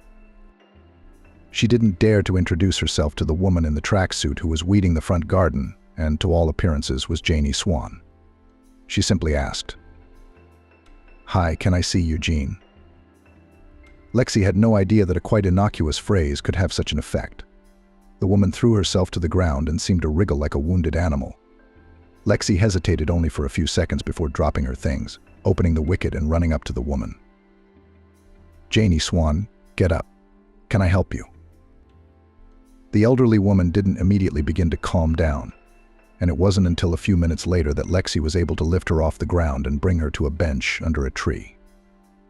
Janie Swan exhaled noisily, pulled a vial out of her pocket, and ordered, "From home, get me a mug of water and some pills from the fridge." Peering into the box, Lexi spotted the medicine for Stephen and a vial of valerian. She ran into the house, and after quickly finding all the medications she needed, she rushed to find the old lady. On the table, she noticed a photo of Eugene with a black ribbon across it. She felt bitter to the point of tears and sobbed. Eugene was the only person she considered a father. And even though it was Kieran's fault that the relationship between the supposed relatives had been destroyed, Lexi still missed him. She now realized what had caused Janie Swan to react so violently and was completely at a loss as to how to explain who she was and why she had come, so as not to further tear the heart of the poor woman who had lost her son. After all, if it weren't for her complicated, unhappy family history, Lexi would need help. The girl brought pills and water to Janie Swan, and when she took the medicine, she asked, "Should we call the doctors?" Janie Swan shook her head. Then she brushed away a tear and wiped her eyes. She began to study the uninvited guest. The look of genuine regret in her grief-stricken eyes was suddenly prickly and angry. "Is this your fault with your slutty mom?" Poking Lexi painfully in the stomach, the woman slammed her fist on the ground and began to accuse. "You ruined my son, and you live happily yourself. You asshole, you're not even shy enough to come here to see me. If it wasn't for your shameless mother, you wouldn't have cheated my son. I know he'd be with some decent woman now, and everything would be different. I told him as soon as I saw you, a newborn, that Kieran was a scoundrel, trying to bind him to himself as someone else's child." Janichka didn't listen. And here's the result: he crashed his car. And it was as if he never existed. He didn't even leave me a granddaughter or a grandson, his own daughter. They buried him in the damp earth, that's all. There was Zhenya Gladyshev, and he's gone, just a grave left. Get out of my yard. Why did you come here? My eyes wouldn't have seen you." The woman, breathing heavily, got up from the bench and began to step on the guest, showering her with profanity. "You shameless bastard, you shameless mother. Get out before I take the sin on my soul. I'll maim you. I'm going to take my broom and beat you so hard you'll be dead." Lexi mumbled an apology, which Janie Swan didn't even seem to hear, and ran out of the yard, picking up the things that had been left by the fence. The girl decided to visit Eugene's last shelter. She couldn't see him as a stranger after all. She had seen where the cemetery was when she went to the Gladishev's house, and it was not difficult to find the grave of the son of that mistress who was angry with her. A simple cross with a photograph and a plaque with 2 dates. That was all that was left of Eugene. Lexi felt as if all restraints had been lifted from her. She began to tell in front of the grave everything that plagued her. Tears ran down her cheeks as she complained. "Daddy, I don't know what to do at all. I have to look for a place to live, because my heart knows that my mother is not going to exchange the apartment. I don't want to be stuck in there with those difficult people. I just feel sorry for Maggie, but it's not like I can't help her. I can't help myself." Of course, Lexi didn't expect to have an epiphany at the cemetery and realize how to proceed. But after recounting her misadventures aloud and not holding back her sobs, a blissful emptiness set in. After saying goodbye, Lexi walked to the side and reached out and stroked Eugene's picture. Goodbye. And don't be offended if I can't come for a long time. Love was leaving. Logs were piled by the fence near some house, and the girl decided to see if there was any live and work in the town next to the village. She pulled out her phone, and in doing so, the smart device, the first assistant of modern man, completely discharged. Her nerves were already on edge without this unpleasantness, and although Lexi thought she had no more tears left, she cried again. The girl didn't notice anything around her, not even the buzzing mosquitoes that stung unprotected parts of her body. Lexi almost jumped when a mocking male voice sounded above her head. "Hey girl, did you decide to make that pond? But it's no good. We have specially stacked logs here for building and you are pouring tears over them. Get up and come with me." Lexi raised her head, wiped away her tears, and looked at the handsome man standing in front of her, about 25 years old. The stranger held out his hand to her. So what was the tragedy? Lexi didn't share the details with the man and blamed her tears on her dead cell phone. "But if you have a charger, it's not a problem. You have my house right behind you. There's a free outlet. Let's go." The man held out his hand to the girl, but Lexi was hesitant to trust the stranger. "Joe," shouted a woman walking down the street. "Who's sitting under the fence?" The man smiled at Lexi and informed. "Joe, it's me. And that's my mom coming." Judging by the bags, the evening bus has arrived, and she and the driver of the sister of the guests handed over.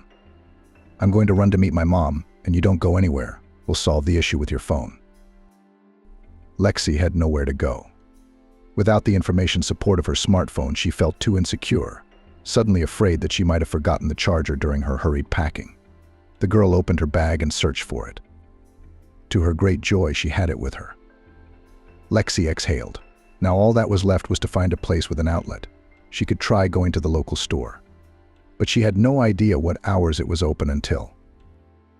Joshua, after taking the bags from his mom, stepped first and hugged the girl and asked, "Well, now you're not afraid to go inside. It's not like we're going to be alone." Lexi replied, "I'm not afraid, but it's probably not very comfortable." "Oh, come on. What's your name, by the way? Because my mom won't understand that I'm bringing a strange girl into the house so easily." "Lexi. Well, nice to meet you. Grab your stuff and follow me. You can meet your mom at the house, 'cause I see you're already pretty bitten by mosquitoes." Joe put his bags on the kitchen floor and started charging his favorite phone. "But it seems to be blinking. Now you have to wait a little while and then you can turn it on and use it," he said. "Thank you, Joshua." Lexi started to thank him, but didn't have time to finish. The lady of the house appeared in the kitchen, breathing noisily. She looked at her guest carefully, rested her hands on her broad sides, and asked her son, "Joe, this girl is not one of ours. Explain who it is that is our guest." "Mom, this is Lexi." "Lexi?" The woman frowned. "What are you from Glendale? Last name Swan?" The girl didn't deny it, but clarified. "I had to see Eugene Swan. Much to my regret, I was too late." Tiana turned to Joe. "That's not her own daughter. Janie was complaining at the bus stop. She said she came in, gave her a heart attack, and went somewhere else." Joe couldn't resist an ironic remark. If Aunt Janie had had a heart attack, would she have gone to the bus stop instead of the nurse's station? Any alternative means of treatment practiced there? Tiana, as if not noticing her guest, replied to her son, "Oh, Joe. Oh, you've got to be kidding me." Janie wanted to find that newcomer by the hair. She said she wished her mother had kicked her ass when Eugene brought her into the house to meet her. Janie knew right away that her son would be unhappy with that woman, and that's how it happened. But you remember how. He came back from town a few years ago. You should have buried him, honest to God. The women said he brought almost nothing with him. Left it all to his wife and his estranged daughter, Lexi, here. They said Maggie had given him some serious horns during the marriage. Joshua wrinkled his nose. Mom, you know I try not to listen to gossip. Tiana waved her hand and turned to the girl to satisfy her curiosity. Where have you been? You've been sitting under our fence all the time. Why didn't you go straight to town or to the station? Lexi answered. I went to the cemetery. You may not believe this, but I really feel sorry for my dad. I've never known any other dad. He was the one who wiped my tears when I got my first bad grade. He gave me my first bouquet of flowers, carried me on his shoulders, even braided my pigtails when my mom was busy. It wasn't easy to lose that kind of kinship all at once. She sat at the grave and didn't even notice how much time she spent there. Tiana's heart trembled, but she wondered, why did everything stop at ours? Was it just by chance? Where I could sit, I stopped. I'm sorry to bother you. Now the phone will charge a little, and I'll go away. Joe smiled.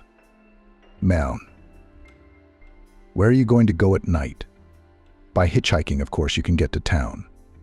But a young and beautiful girl is hardly worth the risk. Mom, let's let Lexi sleep on the couch in the summer kitchen. It's warm, and she won't get cold. I'll take her tomorrow morning. Tiana was indignant. So as to rush to the aunt to pick up the transmitter, then you have no time. And when you go for a ride with a girl, I'd be happy to do that. It's not dark yet, though.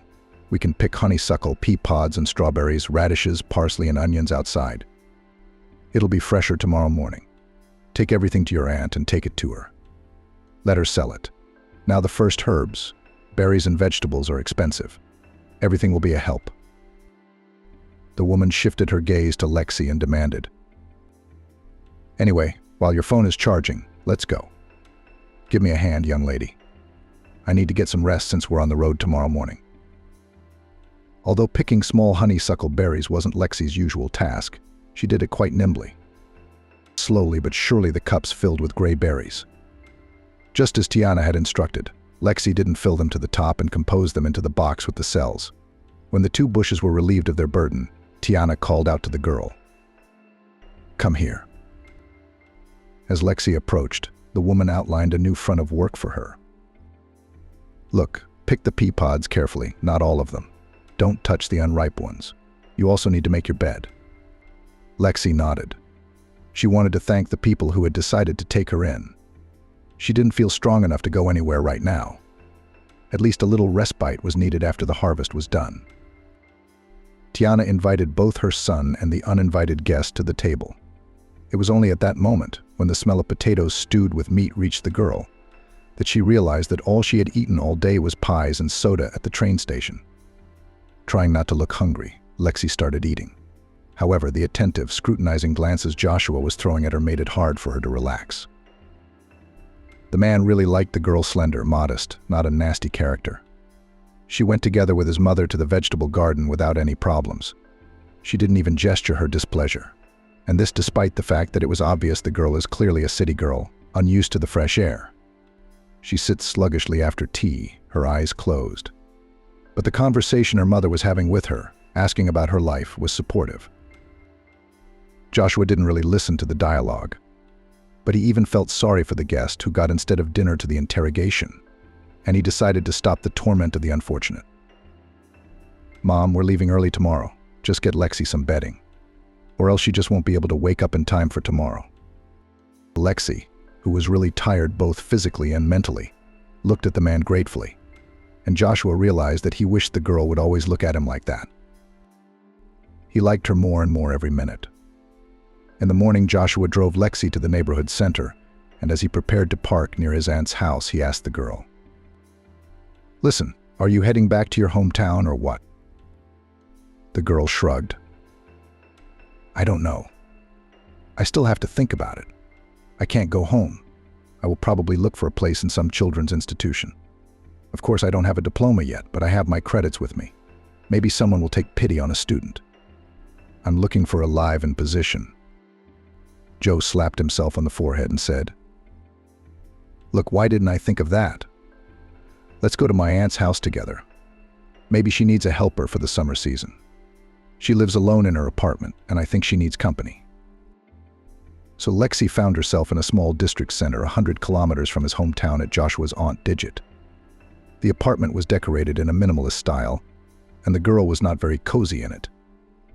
After a short acquaintance, the hostess asked Lexi to sit in the kitchen, and together with her nephew, she went into the far room and asked, "Well, why did you bring me this girl here? I have a decent apartment, by the way. Your mom already called me and warned me that you may not come alone. She's the one that Eugene's dumbass raised as his own for years." Her nephew saved her from having to tell the woman the situation. Lexi had simply asked him to get her a job at the market. "That's it? I'm not going to be alone," Digit snapped. "No, Joe, I can't trust anyone I don't know. It's a trade, after all. Especially since I've got a score to settle with that girl's mama. You were just a kid when Eugene brought that girl to the village to show her off. He wanted to marry me before that, by the way. How can I live in the same apartment with that bitch's daughter? That Lexi's family is rotten. So nephew, I'm sorry." Joshua tried to change his aunt's mind, but kids aren't responsible for their parents' sins, or, in this case, the mother. Lexi seems pretty sane, so I don't think you'll regret it. Don't even say it. You want to help this Lexi? Give her some money to get home, and she can get a job in her big city. The wages are higher there, the landlady said. The hostess and her nephew entered the kitchen, and Digit said bluntly, "I'm sorry, but I have my own private life, and your presence will be out of place. And I don't need any helpers. As they say, I can handle everything myself." Joshua didn't want to part with the beautiful Lexi, and he thought feverishly about how he could get her phone number. To the man's surprise, the girl wasn't upset at all, but even pleased. "It's good that you don't have to. I was looking through the ads in my phone in a special boarding house, which somewhere, judging by the map, here in the area, requires a cleaner. Not a very prestigious profession, of course, but not deadly. In addition, an accommodation and food is provided. It's a fabulous offer. The only disadvantage is that there is no public transportation to this boarding house, as the smartphone suggested, so I would have to order a cab." A wild number just popped up on the screen. "Joshua, I just have a favor to ask. Lend me the money to get there. As soon as I get my first paycheck, I'll wire it to you." "But what if you go there, see it, listen to it, and you don't like it? Why don't I take you there? I'll wait to make sure everything's all right, and then I'll leave," Joe suggested. Digit, who had overheard this dialogue taking place in her kitchen, was not too surprised at his nephew's insistence. Joshua had always had a crush, ever since he was a little boy. I remember when he was about 6 years old, he brought a girl from the next street over to his house and told her that she was his fiancée who would be living with him. He also had a few hobbies at school. At the send-off to the army, at least 3 girls were shedding tears over him, and he had already grown up. After serving, Joshua returned to the village with his fiancée. She couldn't live in such conditions for long, though, and fled to her homeland before the wedding march. As far as Digit knew, Joe was not at all saddened by the failure of his marriage. He even seemed to breathe a sigh of relief and continued to lead an unmonastic life. And now the woman noticed a familiar gleam of excitement in her nephew's eyes. The hunter had his next victim in sight. Maybe she should have warned the poor thing, but Digit preferred not to interfere. First of all, this Lexi was clearly of legal age, from what the woman knew. Secondly, she had a beef with the woman's mother. Third, Digit knew her nephew. If he wanted the girl, he would get her, so let them do whatever they wanted, as long as they didn't touch her. Joshua gallantly opened the car door for Lexi, and Digit, watching the couple from the window, realized that the naive-looking young woman would have little chance to resist. Her instincts and experience did not fail her. Joe had really managed to get Lexi to like him, though he had to try harder, of course. Most of the thoughts of the girl, who was hired for a seasonal job at the boarding house, were occupied with the problem of housing. Lexi called her mom to see how she was going to solve the pressing apartment issue. But Tiana pleaded for more time. "Daughter, but it's not that simple. We only have a 1-bedroom apartment in the bedroom district of the city, not a mansion on the main street. If you're going to do a 2-bedroom exchange, it's not going to work," she said almost every time she answered the same thing. Lexi, who monitored virtual bulletin boards in her free time and thought of different options, once couldn't stand it and said, "Mom, and why did you even decide to change our apartment? Think about the fact that this housing you have a marriage. If you decide to divide it and then buy another apartment, then on its part will already be your future husband to claim in case of anything. I think it would be easiest to move Kieran to the apartment that his father Stephen rents to tenants." There was silence on the phone for a few seconds. Lexi guessed that there was some problem she didn't know about and asked directly, "Mom, just answer me honestly, what's going on with your Stephen's apartment? Does he even have one? Or has he been bullshitting you all these years?" Tiana, sighing, confessed. Stephen had an apartment, but he had to sell it in a hurry to keep Kieran out of jail. As it turned out, Laura had thrown him out of her home and life for a reason. Stephen did not tell me everything in detail, but the story could have ended badly for Kieran. Good thing the injured party agreed not to go to the police and settled the matter peacefully. Anyway, that's the way it is, daughter. Lexi kept trying to get her mom to understand that a person who had to buy her freedom with the price of an apartment could be dangerous. "Mom, do you realize that? Putting himself and Maggie in danger. Obviously, this Kieran did not pick flowers from the flower bed or take change from other people's pockets. I mean, he's committed a pretty serious crime. And Daddy's a hard worker. Instead of letting his son go where he belongs, he sold the apartment and paid off a just retribution. Okay, Stephen's not afraid of his offspring. But why are you letting Kieran under the same roof as you and Maggie? Let him work, get his own apartment, and preferably far away." Lexi was not so much tired of the work, which, to be honest, was a lot, as from the constant persuasion. She could not persuade her mother to push her to close Kieran's access to the apartment. The only outlet for the girl was communication with Joshua. The man came to see her every weekend, and sometimes even on weekdays. At meetings, he showered her with compliments, brought various sweets and natural country products. The fewer days left until the end of the last shift, the more Lexi worried, not even knowing what to do.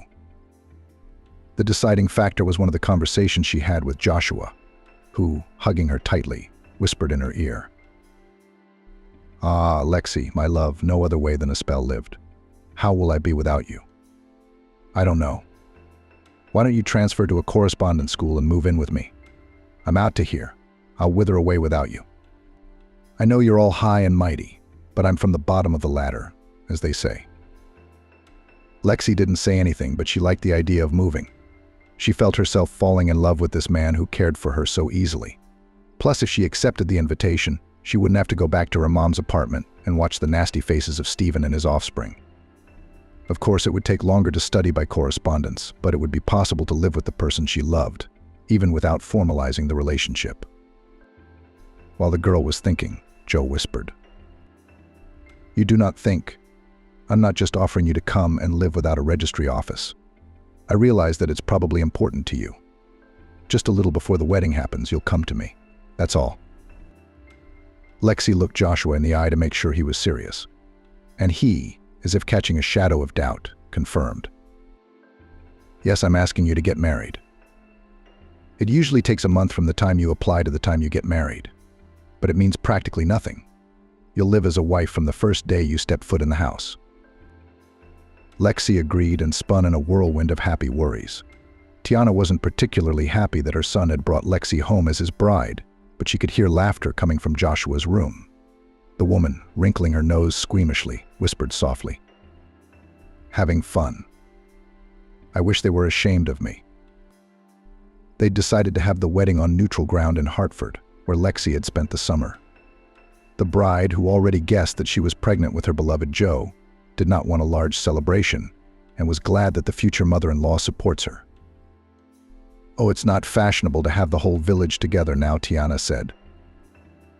"Yes, and rightly so. The money that will be spent on food and drink is better spent on something useful. Joshua's car needs changing, the roof needs fixing. And buy you a new bed, not so creaky, I think." Tiana couldn't help but sneer. In the end, Lexi invited only Isabel's mom and Maggie to sit in a modest cafe. She didn't want to see Stephen and Kieran at the table on the festive day. On the groom's side, only his mother had come. Aunt Digit refused to participate in the celebration flatly. Both Joshua, privy to the long history with Eugene, and the bride's mom understood why. Maggie missed her big sister. She sat on her lap for almost the entire meal. When after a modest sit-down, relatives of the bride and the newlyweds with the mother of the newlyweds had to leave in different directions, the girl even cried. Lexi's tears flowed too.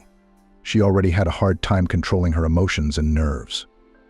After a month of living with the restless Tiana, they were stretched to the limit. The woman literally wouldn't let her lie down to rest.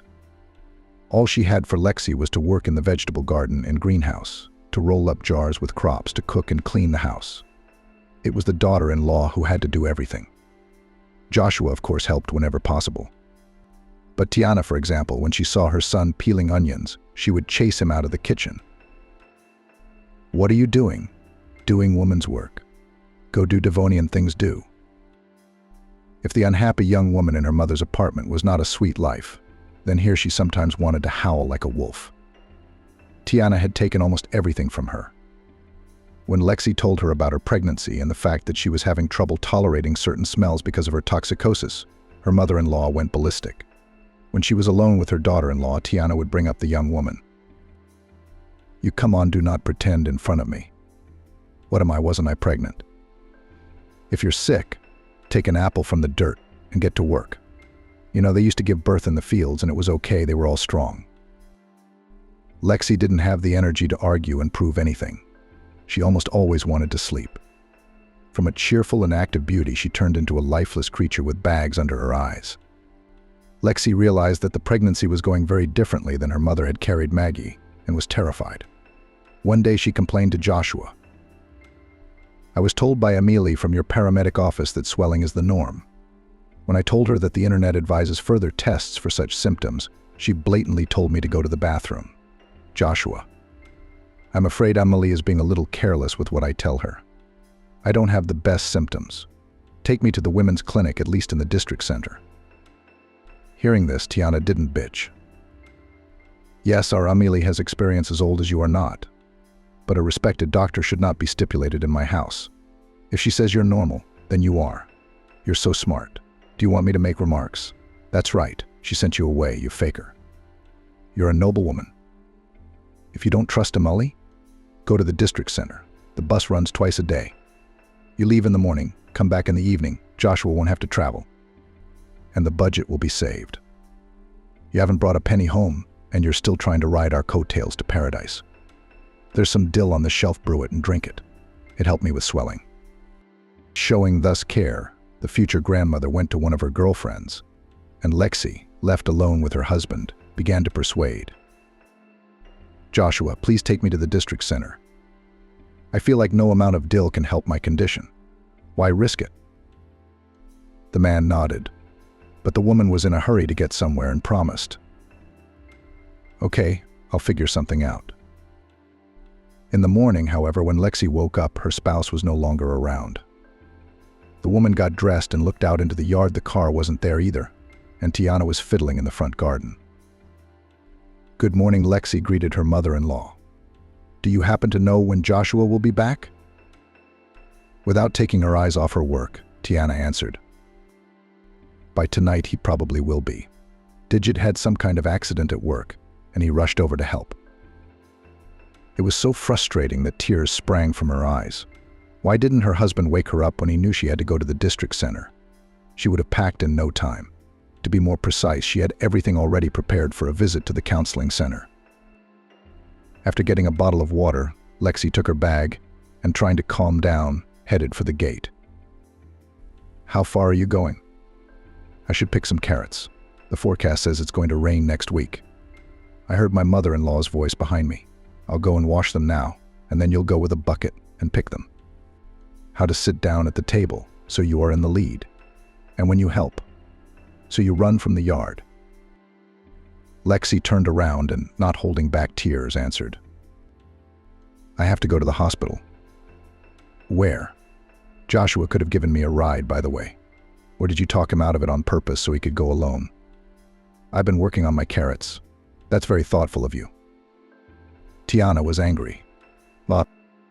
Oh, that's how you talk. That's a snake on your chest, on your bread." Lexi did not listen to what insults her mother-in-law would come up with and headed to the bus stop so as not to miss the bus. The woman managed to get to a paid appointment with the doctor only closer to lunchtime. As expected, additional tests were prescribed, which could not be taken for free. However, the rather young doctor who was in charge of the appointment advised her, "I certainly do not have the right to force you to urgently run and take tests in a paid center. However, when I was in your place, I did exactly that. Now my son is already 5 years old, just thanks to the timely diagnosed problem and correctly prescribed treatment. It is scary to think what would have happened if things had been different." Lexi thanked the doctor and called her husband as she left the counseling building. "Joshua, I'm in the district center right now. Please drive up. I may not have enough money because I still have to take paid tests." The doctor wasn't exactly scary, but I don't think there's any point in dragging it out now that I'm here. The man didn't apologize for leaving this morning without his wife. He even resented it. "Do you know where I can get the money? Do you think I'm printing it?" Lexi, hearing a woman's laughter and squeals in the background on the phone, as if someone was tickling someone, was so surprised she even ignored her husband's rudeness. "Joshua, your mom said you went off to help Aunt Digit and you're out somewhere having fun. What is that supposed to mean anyway?"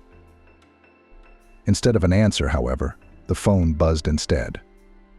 In further attempts to call Joshua, the woman heard that the caller was unavailable. In the paid laboratory, the charming girl who was doing the paperwork asked if Lexi had eaten, made a discount, and after the blood draw even poured hot tea and offered cookies. "Please help yourself.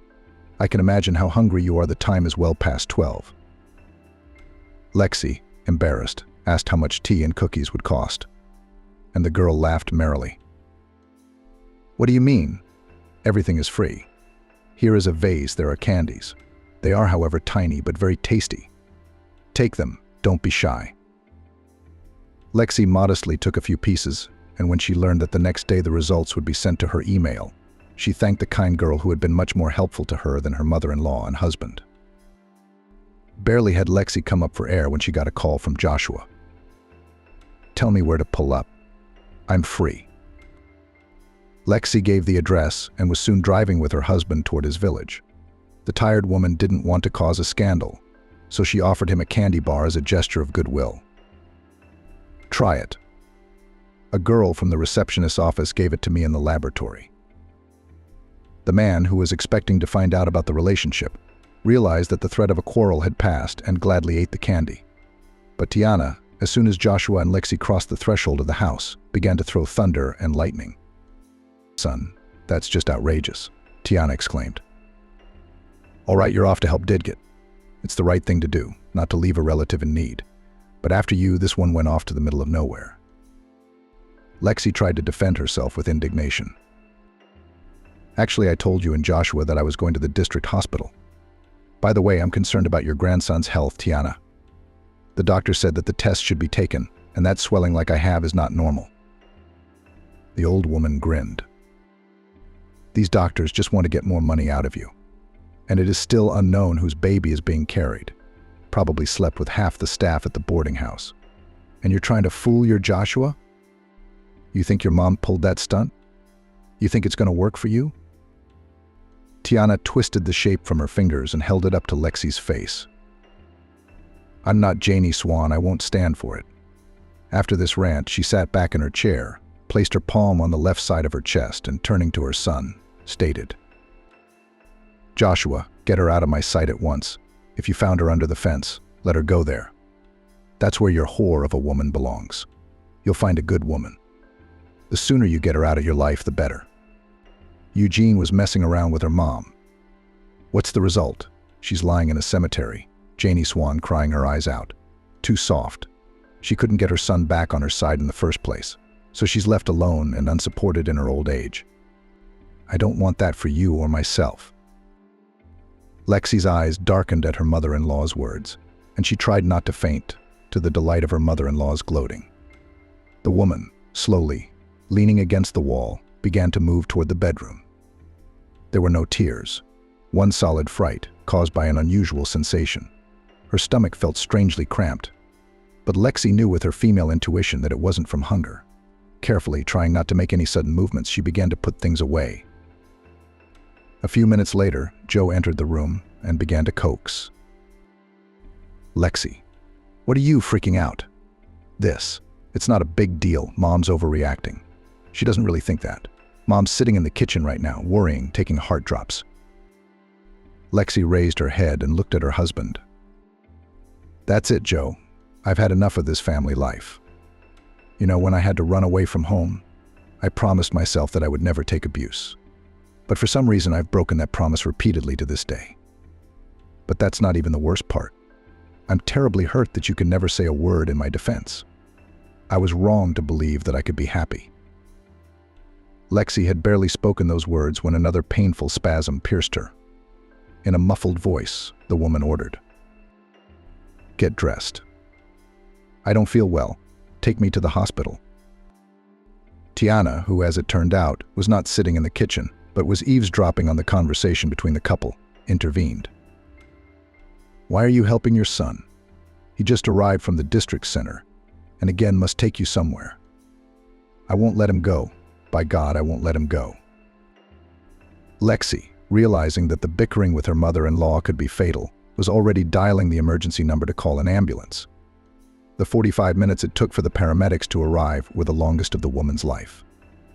The pain would sometimes subside briefly, and then she would continue to gather her belongings.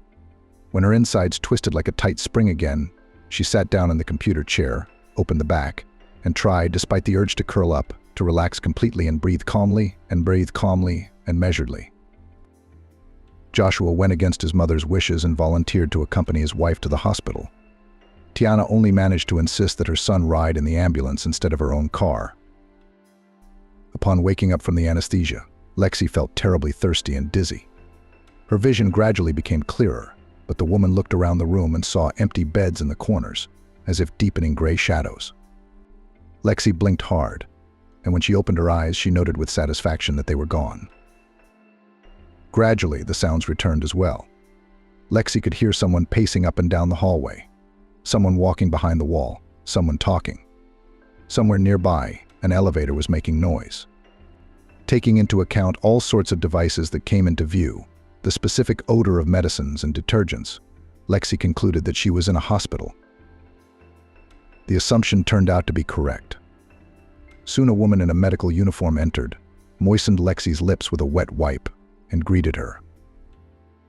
"Welcome back. How are you feeling?" "Nothing, just very dizzy," Lexi replied hoarsely. "My throat is also dry." "But that's normal. Anesthesia is a thing. What's your name? Do you remember?" "Lexi." "That's a great name.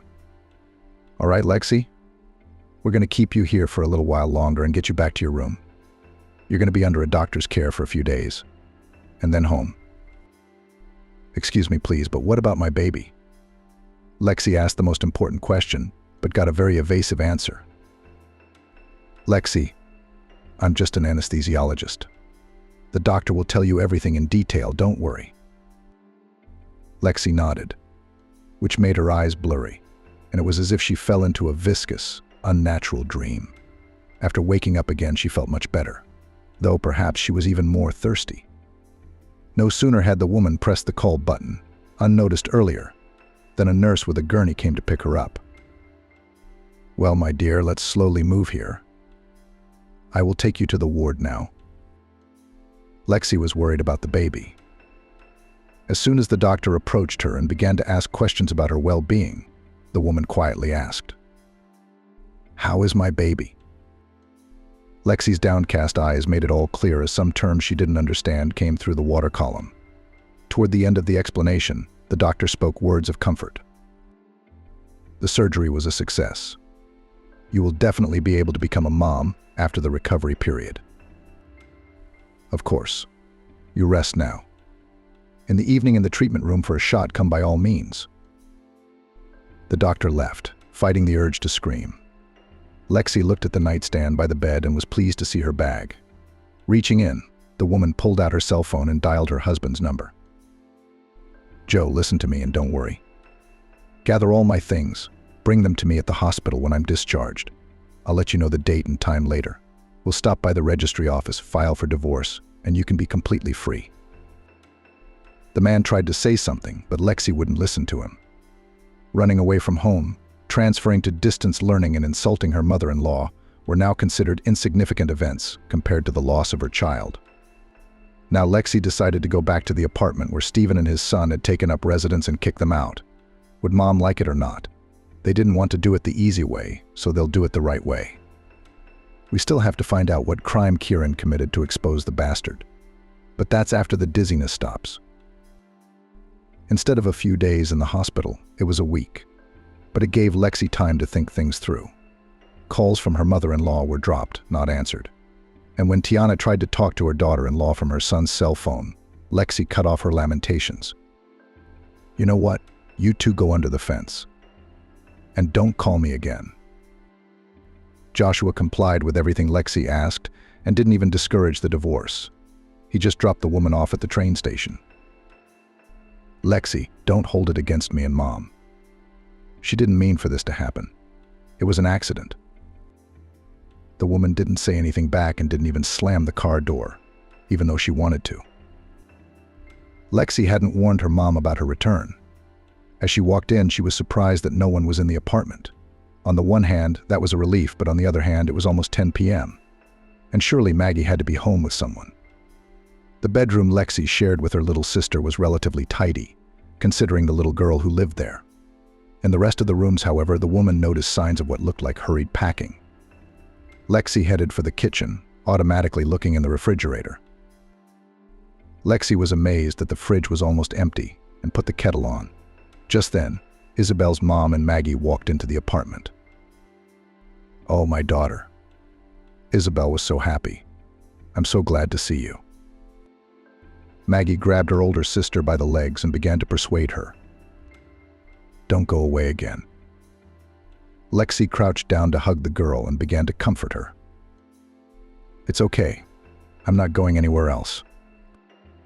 Later, when Lexi read her little sister a book and the girl fell asleep, Isabel apologized to her daughter. "I'm sorry for everything. I'm sorry you were right. Stephen and Kieran got involved with bad business. Now they're in remand. Kieran's old crime has also come to light." The two women sat in the kitchen for a long time, dropping tears into their tea. And then Lexi suggested, "Mom, let's sell this apartment and move somewhere else. There are too many unpleasant memories here." Isabel agreed. Soon Mom and her two daughters settled in a town 300 kilometers away from home. Lexi transferred to the local university. She also met a nice single neighbor at the front door. She didn't believe in lightning-fast love anymore and agreed to marry Jason only after a few years. Isabel, who had ruined the lives of so many loved ones by marrying Stephen, devoted herself fully to taking care of Maggie and the twins Lexi and her husband had. After accidentally seeing his ex-fiancée at a wedding, Ajay decided to humiliate her once again. But Ajay walked briskly through the night streets of the city where his childhood and youth had passed. His heart was beating in his chest like a bird in a cage. The smallest multicolored blots flashed before his eyes. The man's breathing was ragged, but he hardly felt it. Rather to be away from the restaurant, where such a surprise awaited him. After all, this trip was going to be pleasant, easy. Edward's childhood friend had invited EJ to the wedding. The man was surprised. He had long considered his friend a hardened bachelor. And here it was, a wedding. EJ was curious to see the woman who had conquered his free-spirited comrade. To meet his youthful friends again, to see his hometown, to remember the past. Of course, EJ could not refuse such an opportunity, at least some bright and warm event in a series of gray everyday life. The man even took an unscheduled week's vacation at work for this meeting with old friends. Ajay was a more than successful man, but how much he had accomplished, living and working in a big city, managed to escape from a provincial town. They don't know that EJ has been working for many years on an ordinary position in not the most successful company, and every day spends at least 4 hours to get to and from work, because he lives far from the office, almost on the outskirts of the city, in a far from prestigious neighborhood. His cramped 2-bedroom apartment has been in need of renovation for a long time. But EJ doesn't want to start this epic. Why should he? It will do. Lives alone, only sleeps at home. Why would a single bachelor need all this beauty? and he needs a lot of money. A man can't afford to pay a lot of money for repairs. His salary is not that absolutely beggarly, but excesses and luxury certainly does not assume. With a personal life also somehow does not add up. There are, of course, sometimes some romances, but it's not serious. Mostly ladies who have nowhere to live flock to Ajay. At his expense, they want to save on rent for the first time, until they get a foothold in the city. Ajay can see the intentions of these women. It's readable in their looks, their words, their actions.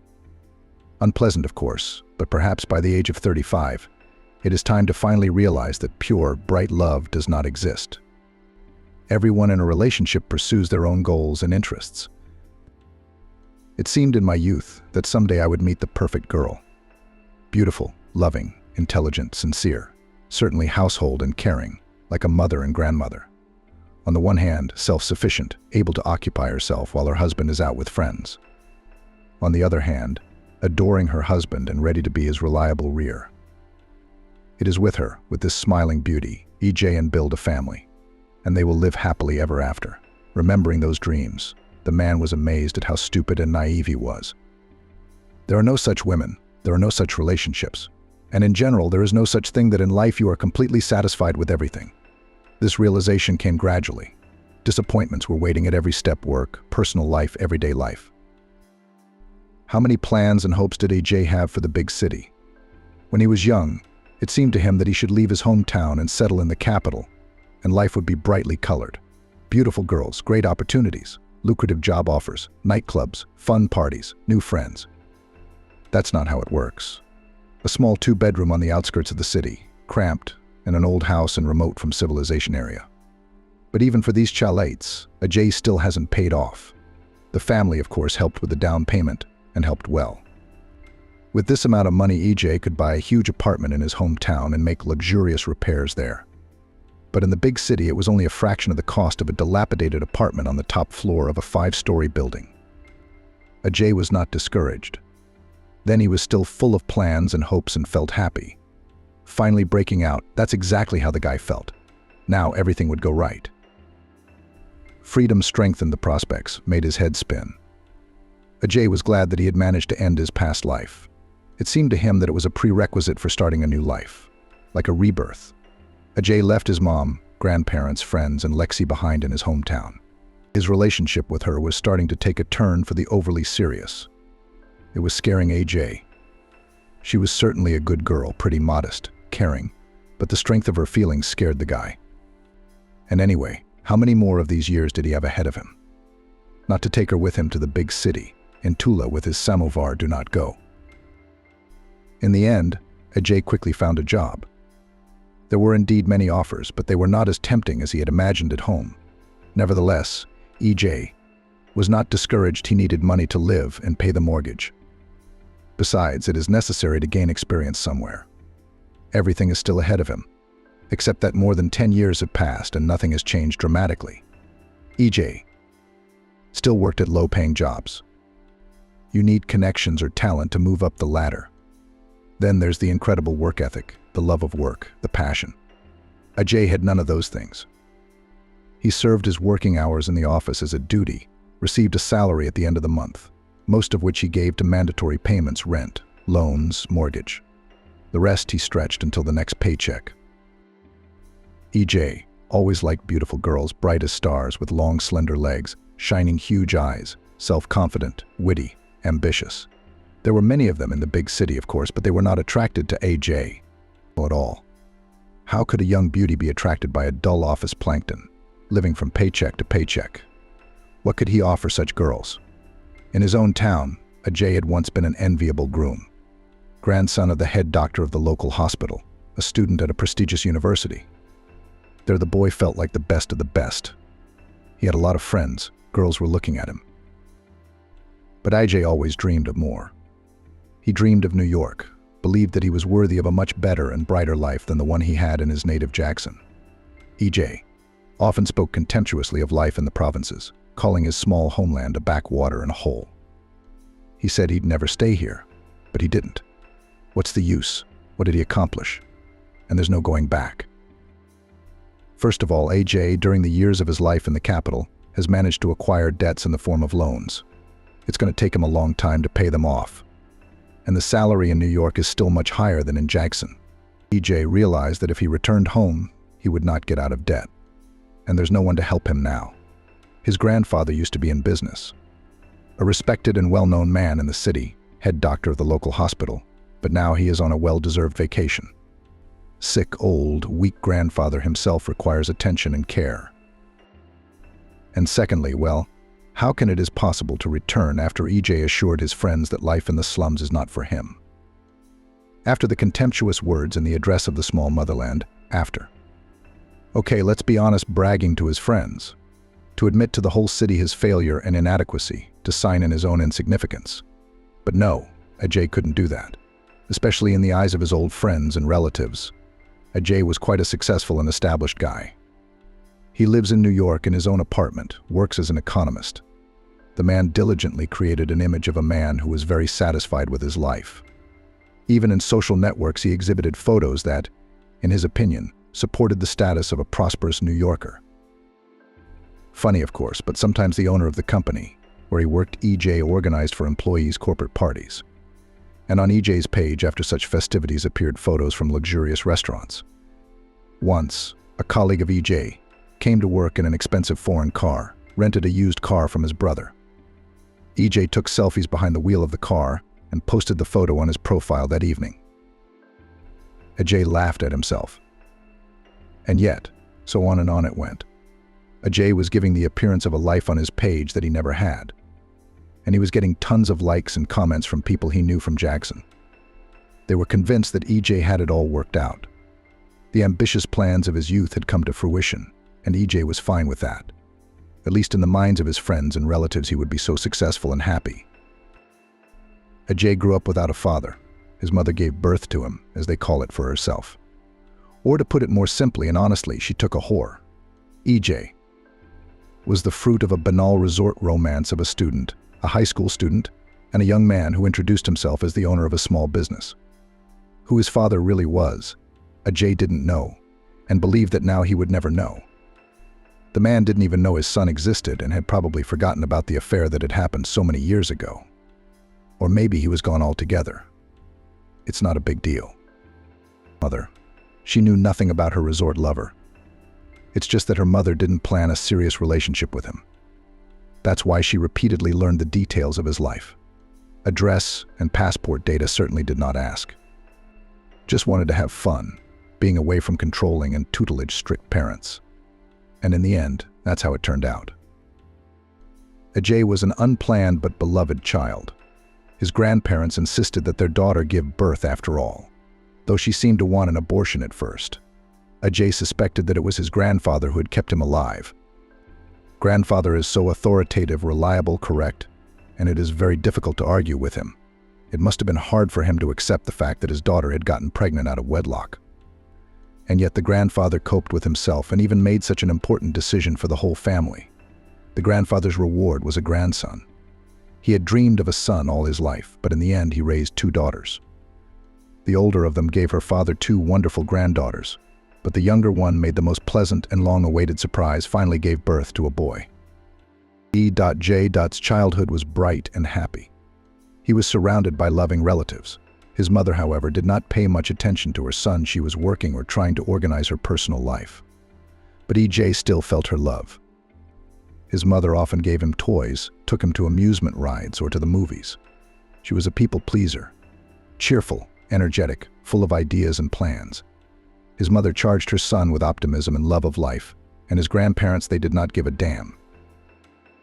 Ajay later realized that his grandmother was very sorry for him. After all, how can a boy grow up without a father? And his mother is not particularly engaged with him. He would appear like a ray of light and then disappear again.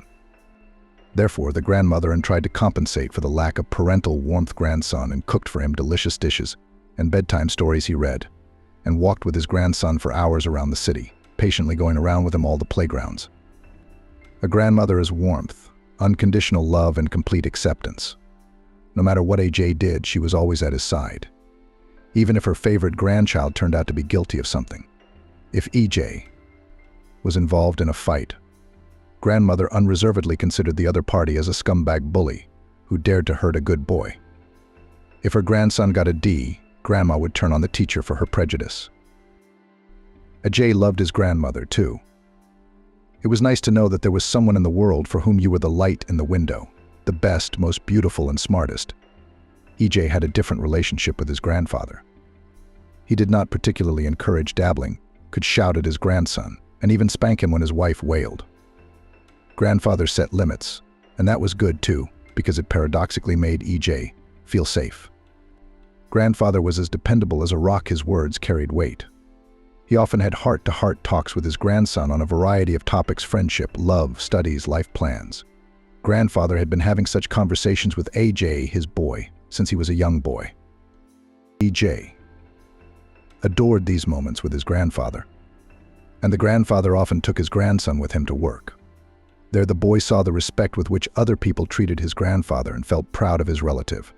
EJ realized that his grandfather was doing a very important job and doing it well. People were grateful to him. The grandfather took his grandson fishing and to the woods, and sometimes they spent the whole day in the garage, figuring out the insides of his grandfather's old car. Ajay suspected that his grandfather could have bought a newer car, but apparently the faithful iron horse was dear to him as a memory. The older relative tried to compensate for his father's lack of attention as best he could, and he did it well. EJ adored his grandfather, and as a child he dreamed of being like him. When EJ was about 6 years old, he saw a famous rock band on TV for the first time, and the boy was so mesmerized by this spectacle that he did not even hear his grandmother calling him to lunch. From then on, the boy never parted with the plastic shovel. He held it like a guitar and sang and danced just like the guys on TV. The adults laughed and clapped their hands. They were sure Ajay would outgrow his hobby. He didn't. At first the boy just listened to rock songs. Then he started singing along. The grandmother was the first to notice that her grandson has hearing and voice, and took him to a music school. Within these walls, EJ was disappointed. He had imagined everything quite differently. He thought the school had a stage and men in jeans with guitars. But the kid was put at the piano and forced to learn boring scales. It was unbearable. Ajay hated school after the first 2 or 3 lessons. But grandmother, always soft and supple, suddenly showed firmness. She was determined to make a musician out of her grandson, as his teacher assured her that the boy had talent and that E.J.'s sense of rhythm was innate. It turned out that his ear is amazing. But laziness, according to the teacher, spoiled everything. His grandmother did not want to ruin Ajay's talent, so she made him go to the hated music school for 3 years. And then the boy still dropped out, and not without the support of his grandfather, left the dismal institution. His grandmother regretted his action for a long time. She had already seen her grandson in dreams on posters announcing the arrival of the great pianist. But EJ was not like that at all stagey. The wise grandfather, who saw and understood everything, gave his grandson a real, beautiful guitar for the new year. And EJ somehow slowly learned to pick up melodies, something he looked up from his favorite performers, to what he reached himself. And he studied hard with self-tutorials. The boy was happy. He liked this kind of study without annoying instructions, unnecessary lessons like solfeggio and literature, compulsory in exams. Now the boy spent hours in his room, selecting compositions. And it worked. His father must have been musical, his grandmother sometimes said. A bear stepped on everyone's ear in our family. But this one is a talent. You can see it in him. EJ liked to imagine that his father was one of those rock musicians who packed million-dollar stadiums. He even looked for similarities between himself and the popular rock stars of the time. And he found it. He managed to find it. At school, EJ studied not that very well, but without failures. His mother and grandmother at first dreamed that he would follow in his grandfather's footsteps and become a doctor. But by middle school it became clear the boy does not have the necessary aptitudes and abilities. Grandfather did not worry about it at all. He believed that everyone has his own way.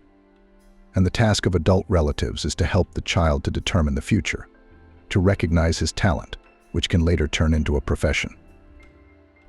None of the adults took his guitar playing seriously. That's why one day at the family council it was decided that EJ would become a student of an economic university. Why? The profession is promising, monetary, just the right thing for a guy. Ajay didn't mind, simply because he himself had no ambitions and plans for the future. Economist as an economist sounded good. It was better to study at university than to go to the army. And in general, student life seemed to EJ something like a never-ending holiday, a party. New friends and girlfriends. I can't wait. EJ liked it at the university. There seemed to be less control right away. It seemed that all his relatives suddenly recognized his only grandson and son as an adult. Grandfather even began to give more money for pocket money. It was beautiful. Everything was exactly as AJ had imagined. Parties, hanging out in rented apartments with visiting students, going to nightclubs. That's where the guy's guitar skills came in handy. It was great to sit in someone's kitchen and sing funny or even hooligan songs. EJ, the guitarist, was always the center of attention and was very proud of himself. Girls started to look at him, a good-looking, cheerful guy from a good family. At school, EJ was somehow not distinguished by popularity, but at university he suddenly became an enviable groom. Of course, the guy took full advantage of this, had affairs, enjoyed his youth and freedom. One day, walking through the night city, a group of friends led by EJ was in a rock bar. The guy had no idea that there was such an institution in Houston. The bar was located in the basement of one of the houses in the center of the city. Unremarkable sign, minimal advertising. But inside it was a treasure. Several not too spacious, cozy rooms with soft, comfortable chairs and photos of rock musicians. On the walls, a long stand with high chairs and a stage with a microphone in the largest of the halls. Local musicians and bands and soloists performed there every night. They played and sang both well-known songs and compositions of their own composition. Some kind of special atmosphere reigned here. The old-timers of the bar seemed to have known each other for a long time and formed a single coherent organism. AJ immediately wanted to become a part of it. It was the very element he dreamed of plunging into. From then on, AJ became a regular at the bar. He watched the musicians' performances with bated breath and then applauded them so that his palms burned. The guy sang along with the soloists, sometimes even dancing. That's how it goes. Gradually, AJ became his own man in the bar. He got to know the musicians. Sometimes they even let him on stage between acts. AJ played for the bar patrons and felt a wave of energy coming from the audience. It was great. The guy was trying to be part of a band. He'd met a lot of people here now. To play concerts as a member of a rock band, this was E.J.'s dream since his early years, but there were no offers of cooperation. And when EJ tried to offer his services, he was rejected very carefully and gently, trying not to offend. AJ lacked something to realize his dream. Maybe charisma? Maybe charisma? Maybe talent, or both? He had to put up with it, but rock musicians were still idols and celestials for the guy. He liked to rotate in this environment, to listen to their conversations, to help them with performances. It was in this rock bar that AJ met Lexi. He still remembered that night. It was the end of May, time for university credits. AJ, as always, was having a hard time getting out of the trouble he'd gotten himself into. By habit, the guy did not spend the whole semester studying, and on the eve of the session he realized that he had to learn something, pay for something, and work off some credits. Like today, the teacher of economic theory agreed to give the negligent student admission to the session if he would repair his classroom. AJ spent the whole day on this alone. His legs and back ached from the unusual physical work, but now he had the teacher's signature on his transcript. AJ decided to visit his favorite rock bar after a hard day. AJ showed up at the rock bar alone. The buddies were all busy. Someone went on a date with a girl because it was Friday, and someone was diligently preparing for another credit. No problem. AJ had a lot of acquaintances in the rock bar, so he wouldn't be bored. And indeed, before he entered, he was already called by Andrew, a regular here. He was sitting with a couple of friends in the corner of the room at a table. AJ gladly joined them. Joking, talking about life-friendly conversation was going along until Lexi appeared in the room. The short, thin girl was dressed in a waitress uniform, black short shorts, a black t-shirt, a long gray apron, and a name tag on her chest. Her long brown hair was gathered into a high ponytail. There was a minimum of makeup on her face, but this girl didn't need it. Nature herself painted her face with bright colors, black eyebrows, long black eyelashes, beautiful peachy skin, and huge eyes of some unreal light turquoise color. This unusual combination of colors attracted EJ's attention. "And this is a new waitress. She just started her first shift yesterday," said Andrew, following his friend's gaze. "Cute. I agree, but I like Janie better. Too bad she quit." Ajay nodded absent-mindedly at Andrew's words. All his attention was on the new waitress. He couldn't figure out what attracted him to her. Well, yes, pretty, but at the university he met prettier girls. This one was too skinny. Edward used to say, nothing to hold on to, but Ajay couldn't take his eyes off her. Then he realized. He was captivated by her smile, dazzling and yet modest and warm. It seemed to light up the girl's face, making it even more attractive. EJ wanted to see that smile all the time. Moreover, the guy dreamed of being the one who caused it, this smile. It was a strange feeling. It had never happened to him before. They were silent at first, and it wasn't a tense, oppressive silence, but relaxed and calm. Neither Lexi nor Ajay felt a shadow of embarrassment or awkwardness. Then all of a sudden, both of them were talking. First, they discussed the previous night and the performance of a local rock band made up of yesterday's high school students. Lexi and AJ agreed that the guys had a great future ahead of them if they kept it up. Finally, Ajay ventured into a more candid conversation. "What about you? Do you have someone in your life?" "No, I'm single." Lexi quickly replied, "What about you?" Ajay couldn't answer that question unequivocally. He always had someone. Right now he was kind of dating Katie, a girl from the parallel group. They had gone on a couple dates already, but for Lexi's sake he would easily give up all the others. This girl was attracting him more and more. Ajay asked the girl to tell him about herself. He wanted to know more about this mysterious beauty who made such a strong impression on him. Ajay was experiencing previously unexplored feelings. It was both gratifying and confusing. Lexi talked about her life simply and sincerely. Ajay listened attentively, eagerly catching every word she said. Her manner of speech, her calm, gentle timbre, her facial expressions, he liked everything about this girl, absolutely everything. He didn't want to part with her at all. He hoped that the road to her house would be very long. It turned out that Lexi was born and raised in the countryside. Her ancestral home is almost 100 kilometers from Haxton. It's a cozy and quiet place, but completely unsuited for the life of young people, like most of her friends' buddies. Lexi, having finished 9 grades, went to seek happiness in the nearest city. The girl entered a teacher's college. The profession of a teacher of junior high school, she chose it not on the dictates of the heart, just somewhere it was necessary to enter. The girl studied, got a diploma, but she could not work in her profession. She ran away after a couple of months of employment. "I realized that pedagogy is not my thing," Lexi admitted. Lexi shared her memories. "I could not convey to these little people how to solve examples or write essays. I know how to do it all perfectly well myself, but I couldn't teach and interest the kids. It is one thing to study in college, and another thing to practice. It's heaven and earth. I did not want to take on such responsibility, afraid to let the children go, to discourage their desire to learn, and I quit. Then I worked for a while in a private developmental center. A young, pretty girl with a pedagogical education was welcomed with open arms. It was quite different from school. Here it was not so scary to make a mistake or fail. And I myself have always liked to mess around with kids. But then the center went bankrupt and closed. I found myself on the street. I saw an ad for a waitress in a bar, so I answered it." "I'm so glad your center closed," Ajay said. "I mean, if it wasn't for that, we never would have met."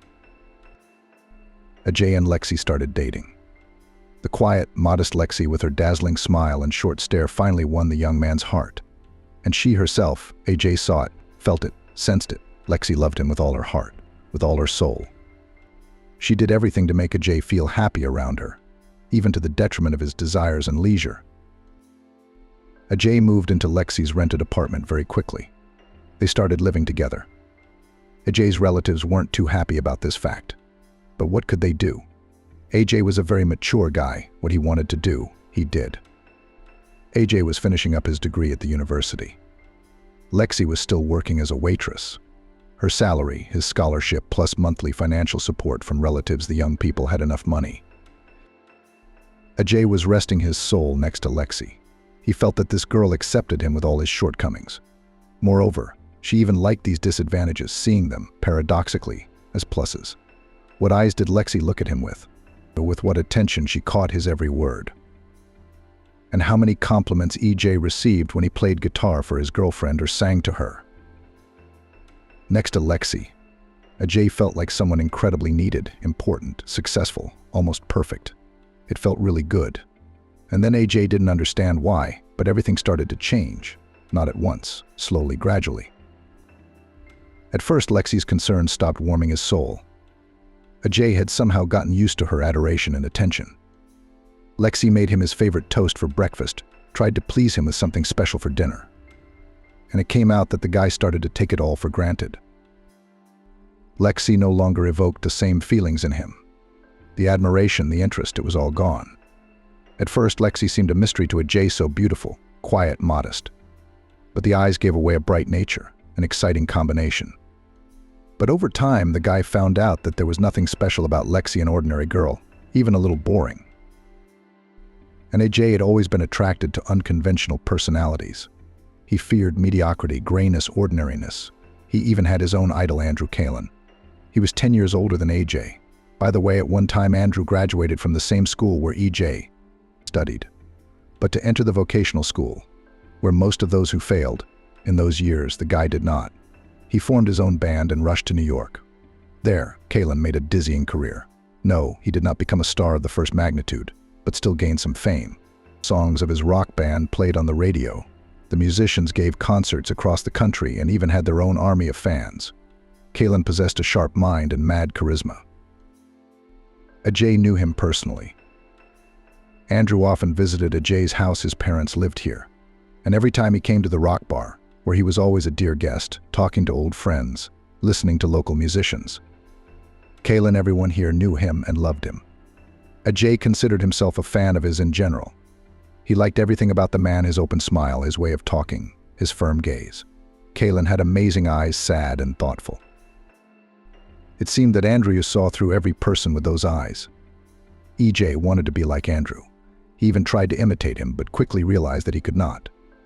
Kalin was a peace product, a star, a soloist, a leader. It was Lexi's shift that night. EJ had also stopped by the bar to meet some friends and listen to a new rock band. According to the stories of people he knew, the newcomers were showing promise.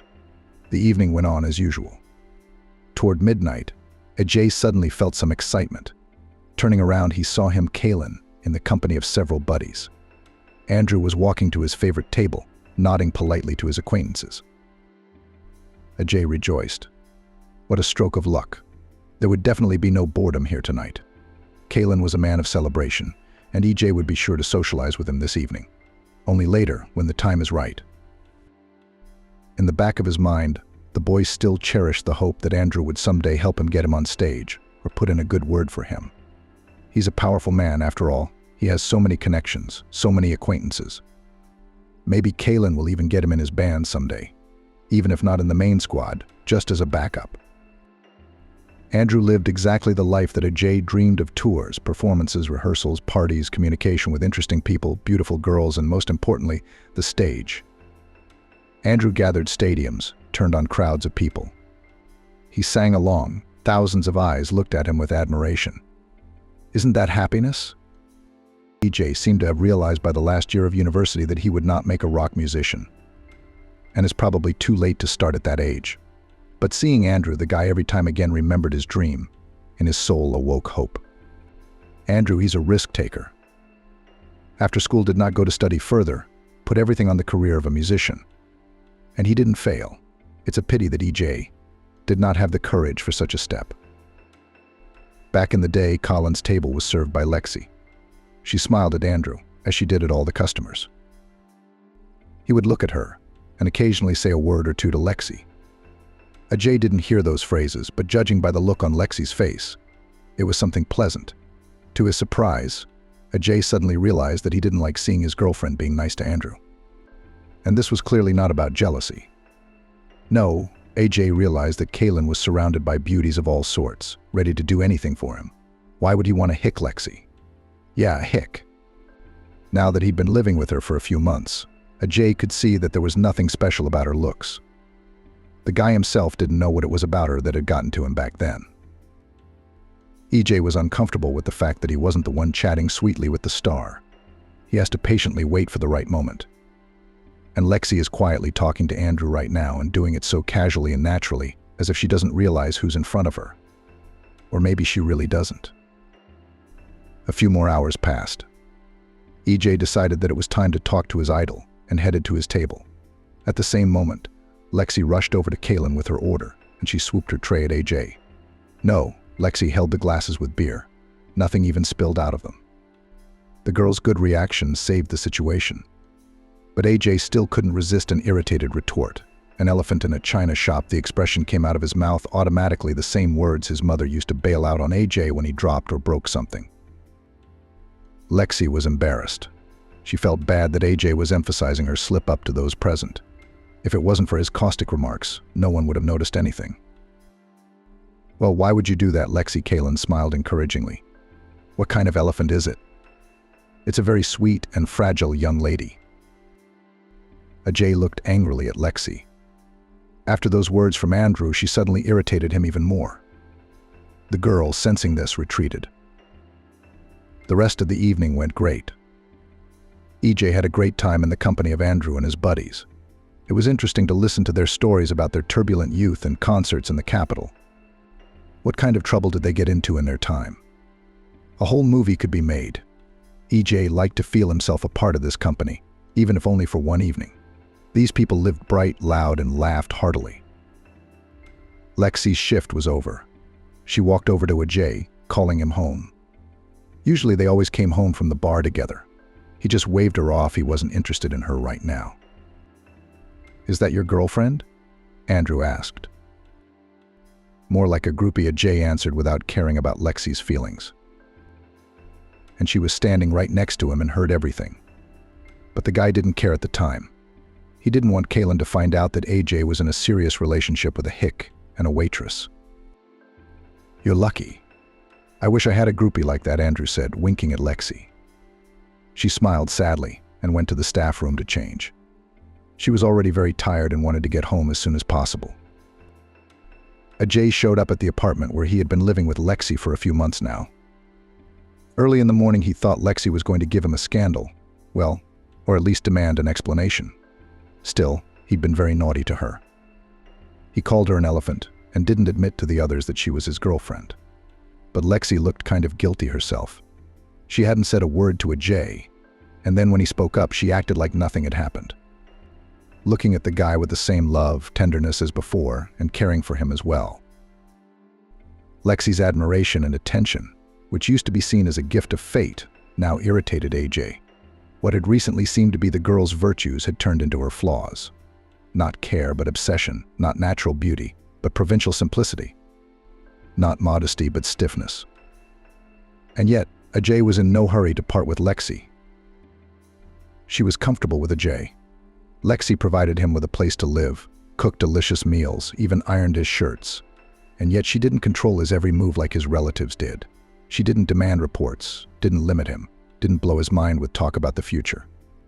With her, AJ lived much freer than in his native house with his grandmother, grandfather, and mother. But EJ dreamed of more. He saw himself as a successful, established New Yorker. A bright girl with a model appearance, not Lexi from the province, should be next to such a person. The guy was looking forward to graduating from university, to move finally to the capital and start a new life. He didn't see Lexi around him. She was just a stopover, nothing more. But AJ's plans were almost ruined by a ridiculous accident. We need to have a serious talk, those were the words Lexi had used to greet AJ from the university one day. He had just sat through 5 consecutive classes.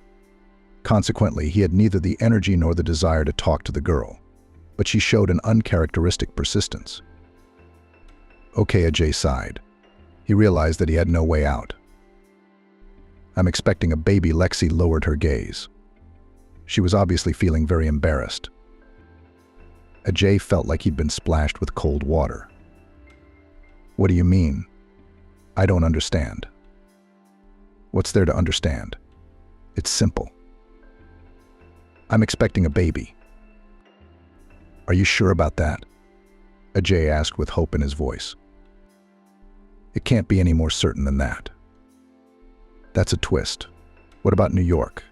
What about AJ's plans and dreams? Now it's all over. AJ tried to talk Lexi into terminating the pregnancy. He told her it was too soon for them to be parents. A baby needs a grown-up mom and dad, and they're almost kids. I'm not ready, the kid was honest. What kind of father am I? I haven't even finished university yet. I get it, Lexi sighed heavily. You don't have to worry. I'll raise him on my own. The girl looked so unhappy, so confused. And how could she be alone? AJ knew full well that Lexi couldn't handle it. Likewise, Ajay knew he wouldn't leave her now, or rather he wouldn't abandon his child.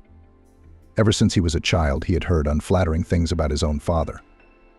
This man could not have known of his son's existence at all, and still turned out to be a scoundrel for not taking part in his upbringing.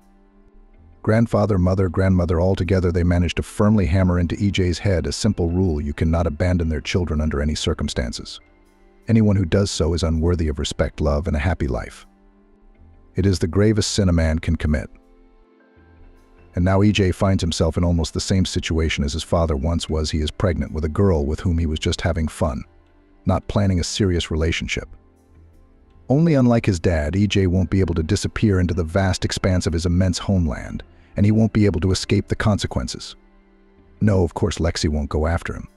She's not lying when she says she's going to raise the baby alone. But Ajay's conscience won't allow him to remove himself from the situation. Well then, we'll get ready for the wedding, Ajay sighed and forced a semblance of a smile. Well, I guess we'll just have to adapt to the new circumstances. Come to think of it, Lexi wasn't the only one to blame for this situation. He, Ajay, had a part in it as well. Lexi is certainly not the limit of his dreams, but she's a good person to live with. She's homemaker, quiet, caring. She'd probably be a good mom, too. And New York? It can wait. It's not going anywhere. Ajay's gonna get his way. The boy honestly tried to cheer himself up with those thoughts. So what if it's a baby? The main thing is that it should be born in marriage. Decency will be observed. And then you can get a divorce and realize the old plans. True, you'll have to pay alimony for 18 years, but that's no problem. EJ would have such an income that these obligatory deductions would not do him any good. Lexi hugged Ajay, snuggled up to him. I knew you were reliable and that you could be trusted, she said. Before, Lexi's confession might have filled Ajay with energy and joy, but now she seemed like an obstacle, a stone around his neck, a problem. So he remained silent. Ajay introduced Lexi to his relatives. How could he not? The wedding was coming up. She won their hearts right away. Her grandmother was especially excited. She tirelessly praised her grandson's bride and said that AJ was lucky to meet such a girl. Preparations for the wedding began. Lexi looked so happy, so excited. Her cheerful look annoyed AJ, and talking about the upcoming celebration pissed him off. Everyone around him was rejoicing, but he felt like a trapped animal. All his plans had gone to shit because of her, because of Lexi. Here it is, the long-awaited and cherished diploma in his pocket already.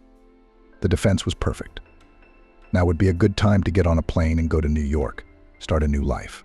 And here it was, the wedding, Lexi's glowing face, the baby.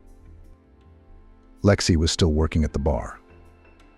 Ajay, on the other hand, decided to take a vacation after a tough finish line. First credits, then exams, then a diploma. He would have time to work on it. There are times ahead when Lexi will be on maternity leave and he, Ajay, will have to support his family. So he was entitled to a little rest before this race. More and more often now, Ajay went to the rock bar to sit with his friends and have a beer or two. He looked with envious eyes at the young and not so young musicians performing on the stage. Some of them would stay in this small, godforsaken town. Some of them had a great future ahead of them. Looking at these people, EJ began to realize that he had done wrong with his life. A man is born and lives only once. He has no time for the unlove that goes for people and things. But commitments held Ajay like a snare. He wanted to howl at the moon at such a life and prospects. His friends had no idea. They thought that AJ was just a little nervous about getting married and having a baby. That's just a normal thing. But AJ didn't try to dissuade them. He was suffering alone, and desperately hoped that things could still catch up. Not now, but later in a couple years. His plans weren't overturned, just put on hold for the time being, just so long as this swamp didn't swallow him up. One such night at the bar, when Lexi was staying home and AJ was enjoying some freedom, he met Janie, a tall, dazzlingly beautiful girl. Long hair in loose waves down to her waist, tight jeans revealing a flat stomach. Top. She showed up surrounded by her girlfriends. They were pretty girls too, but all their virtues paled in comparison to Janie's beauty. AJ hadn't taken his eyes off her from the moment she entered the hall. He wasn't the only one. By the way, his friends had already left, and AJ was still sitting at the table, sipping his beer and watching. He liked everything about her, her smile, her loud laughter, her gestures. Janie was clearly a leader among her friends, and in general she behaved like a leader in life. She caught AJ's eye a couple of times, and then a small miracle happened. She invited him to her table. Most of her friends had already dispersed by then. Two silent girls remained, who did not interfere in any way with the conversation between Janie and EJ. In the course of the conversation, it became clear that the young people had a lot in common. Janie was a couple years younger than EJ, and had also been raised without a father. Her grandmother and mother insisted that the girl should go to the law school of the local university after school. And Janie herself, as long as she could remember, dreamed of becoming an actress. She was attracted to the stage, creative environment, metropolitan life. "You're really going to be a great actress," AJ assured her sincerely. "With such a stunning appearance. Yes, for you directors will arrange fights." "Thank you." Janie smiled without embarrassment. "I think so too, but I wasn't ready to argue with my mother and grandmother at that age. Not like I am now. At first I listened to my older relatives, and then, as I got older and stronger, I said I was an adult, and I wouldn't let them manipulate me and control my life anymore," Janie said. "Anyway, today I withdrew my documents from the university. I'm not going back. In a couple of days I'll take the train and go to New York forever. Even if I don't become an actress, I'm not coming back here." AJ looked at the girl with admiration. How wonderful she was. Janie, unlike him, did not betray her dream, despite external pressure. She wasn't afraid to leave the university and go to New York into the unknown. In that, she's like the heroine of the movie. And Janie is bound to win, with such looks, character, and assertiveness. Next to this girl, AJ suddenly seemed worthless and cowardly. But it didn't last long, because Janie suddenly kissed AJ. He was dizzy with surprise. Was this for real? Such an amazing girl liked him? "You're awesome," Janie informed EJ, pulling back a little. Her huge brown eyes were like two dark pools in which one could so easily drown. "Why don't you keep me company? Come with me to New York. You're feeling a little cramped in this city, too. It'll be easier on the two of us." AJ was dumbfounded and stared at his beautiful companion. She felt him so subtly, understood everything about him at once. "It's amazing." "Yes, of course," he nodded. "I'm with you." As he said it, AJ honestly thought he could handle Lexi in the wedding. He'd figure something out later. Well, he couldn't say no to such an amazing girl. Maybe AJ would never meet someone like that again. For sure. Because there's definitely no one else like her. That night, AJ left the rock bar with Janie. She was driving her own old foreign car that her grandfather had given her for going to law school. Janie drove the car admirably beautifully. AJ admired her confident movements and slim profile the whole way. Then they were outside of town, in some deserted field, a desolate place. Janie turned off the engine, turned to AJ, smiled. But how could she resist? They greeted the dawn, lying in each other's arms on the unfolded seats. At that moment, AJ had no doubt that he would break up with Lexi. He wouldn't give up the baby, of course, but there would be no wedding. It wasn't easy telling Lexi the truth. But AJ wasn't going to cheat either. Why would he do that? He's not doing anything wrong. He met someone else, fell in love. It happens. After all, he wasn't Lexi's property. He was a free man who was free to do with his life as he pleased. But Lexi looked at AJ with those eyes. There was hope and adoration, love and tenderness in them. It was hard to tell the truth when looking into those devoted eyes. Ajay felt like the ultimate scoundrel as he bluntly shared the news with his now ex-fiancée. "Lexi," he began. She flinched. It was as if Ajay's words had caused her physical pain. Tears welled up in her eyes. "Are you in a hurry? You don't know this Janie at all. Beautiful girl. You're young. I get it. It's a fling. But why take it out on me? If you want New York so badly, let's go together. There's nothing keeping me here anyway." Ajay felt his anger boiling up inside him. This girl doesn't understand anything. He wants to go to New York to start a new life. The one he's dreamed of for so long. Maybe even make it as a rock musician. If it doesn't work out, he'll work in his newly acquired specialty. New York is a city of opportunity. He didn't need the burden of an obsessive Lexi and a baby. Lexi cried, begged, apologized. Ajay never realized why. The guy was angry, insulting the girl, trying to hurt her as much as possible. He realized that he was being cruel to Lexi, but his angry words were his way of trying to break the connection with the annoying girl, to push her away from him.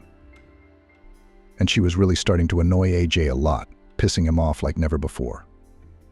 Ajay reminded Lexi of her country roots, her not always literate speech and narrow-mindedness. He accused his ex-fiancée of lacking ambition, calling her a dumb peasant, a burden. Lexi nodded in response to all these insults, agreed and promised to change. Another woman in her place would have gotten angry, started insulting her unfaithful fiancé back. But she clung to EJ with all her might and was willing to forgive him absolutely anything. It even felt a little good. Next to Lexi, Ajay felt like a prize, almost a deity. See how she was fighting for him. The guy realized that by humiliating the girl he was trampling her, but he couldn't stop. He was getting revenge on Lexi for causing him so much trouble, and he was also asserting himself. Eventually, Ajay left Lexi's apartment, slamming the door. At that moment, he felt light and free. No, of course, the kid wasn't going anywhere. He'd have to pay child support. Maybe even socialize with him. Ajay didn't want to be as mythical a character in the eyes of his own son or daughter as his own father. Of course, he wouldn't keep the child. He would be an occasional presence in his life, and of course, provide for him. This little man will eventually realize everything, and will be proud of his successful, determined father. Ajay decided to dispense with explanations with his relatives. Things would hardly go as smoothly here as they had with Lexi. He'd call later and tell them everything. When he gets there, he'll leave a note. And by the way, ask them to keep an eye on Lexi and the baby. No matter how hard he tried, Ajay couldn't get the baby out of his thoughts. He already felt responsible for this little life. The 24 hours before leaving, Ajay stayed with his buddy Edward and then the train station. Janie's shining eyes, heading off to her new life with only a light backpack, a long road trip behind her. Ajay withdrew all his savings. His grandfather set aside a tidy sum for his grandson EJ to save each year. It was, he said, the startup capital that every man needs. Now this money came in very handy. EJ used it to rent an apartment for him and Janie. They lived on it for the first time, until they found a job. Grandfather, grandmother, mother, they were always trying to call AJ. Probably wanted to tell their son and grandson that they resented what he'd done. Thought they could influence him, maybe even bring him home. But the kid dropped those calls. He explained everything to them in a letter, and to talk to his relatives until they cooled down, had not the slightest desire. And then time would pass, things would settle down. Ajay will find a job. To get a job in the capital, he will have something to please his own. That's when they'll talk. Until then, it wasn't time. Janie thought AJ was doing the right thing. Older relatives are often the ones who drag us down without realizing it, she said thoughtfully. When AJ dropped the call from his mother again, I thought, they're trying to force us into their own boxes, trying to make the kids live by their own rules. But we're not their property, and we don't have to organize our lives to please them. We are individuals, adults. Ajay agreed with every word Janie said. True, they hadn't been together long. The young beauty had quickly found a wealthy patron in the capital and had gone to him without a second thought. Ajay felt abandoned, humiliated, lost. He felt almost physically hurt by the girl's betrayal. He thought he had finally met his soulmate. Janie understood him like no one else, and he agreed with every word she said. It was a rare thing. It seemed like the two of them could do it together, to conquer New York shoulder to shoulder, and now it's happening. But the boy couldn't suffer for long. He had to find a new place to live, look for a better paying job. Going back was out of the question. After a month and a half of fruitless searches, EJ finally got lucky. He was hired as a junior economist in the staff of a not too successful, but obviously reliable company. It seemed to the guy that this was just the beginning, the start of his way to a successful, prosperous life. But more than 10 years passed, and still there. EJ still worked at a not the most prestigious position. He had barely moved up the career ladder, and he didn't have any prospects. Then, after getting a good job, the guy called his mother. He was ready for a serious conversation. Yes, of course, the mother will shout, accuse her son, maybe even demand that he return. But the parent surprised Ajay. How could you do this to us, to Lexi? That question, the reproach, was quite expected. The boy remained silent, letting his mother blow off steam. But her next phrase made an incredible impression on him. Lexi was so worried about your betrayal that she lost her baby. She ended up in the hospital, barely saved. We called you to tell you Lexi was in the NICU. And you never answered? Ajay was digesting the news. Oddly enough, he was hurt at the thought of the baby being gone. In theory, a guy should be happy the problem had solved itself. But he felt a mixture of pain, disappointment, and unspeakable longing. Did AJ get over it? Of course he had. Now it was even easier to turn the page and start his life over. Ajay worked hard, with prospects, saving money. His whole life consisted of reports and traveling from the office to home and back. No partying, no bright new acquaintances, and certainly no beautiful girls. Ajay had completely abandoned his guitar. It was now gathering dust in a corner, unneeded. There was no time to play, no mood. After a couple of years, EJ managed to take a mortgage on a small apartment in an old house in the suburbs without repairs, but it was his own. Relatives helped with the first installment. Further, the guy himself then sincerely rejoiced, thought that the beginning was laid. But again, time passed and nothing changed. EJ lived in a tiny 2-bedroom on the outskirts of the capital, spending a lot of time on the road to work. Pulled money from paycheck to paycheck, saved on everything, and only in social networks on his pages carefully built the image of a successful man. It seemed to be working out pretty well. Ajay knew that his friends and relatives from his hometown were watching him. Let them think that their fellow countrymen had succeeded. Ajay's personal life didn't work out. No, he had the occasional fling. But all these ladies were like one, they had to stay somewhere for the first time. E.J.'s apartment was being used as a staging area. The man was well aware of that, and now he was already thinking of Lexi with longing and nostalgia. Her care, tenderness, love, sensitivity, attention, respect. Next to her, Ajay felt like a king. She gave him the feeling of wings behind his back. And the others, they always only used AJ. The man understood it perfectly well and agreed. Where could he go? Back then, in his youth, it seemed to Ajay that he would have many more like Lexi. Only as the years passed did he realize that strong feelings and sincerity in relationships were rare. Only there was no taking anything back. Ajay was very happy to get a call from his old friend Sam. They had been together since high school and until E.J.'s departure for New York. Life, of course, divorced the buddies in different directions, but they were still connected by many things: warm memories, common childhood and youth. All of this does not disappear without a trace. Now it turns out Sam has decided to settle down after all. He has a wedding coming up, and he invites his childhood friend, who now lives in New York, to the celebration. But what a New Yorker will find time in his busy schedule for an old friend? 100 years have not seen each other, and here is such an occasion. This half-joking phrase once again convinced EJ that in his hometown he is considered quite established and happy man. The activity in social networks was not in vain. EJ has never once traveled to his hometown in all these years. His mother, grandmother, and grandfather themselves have been to visit him a few times. And AJ? He didn't want to go back for some reason.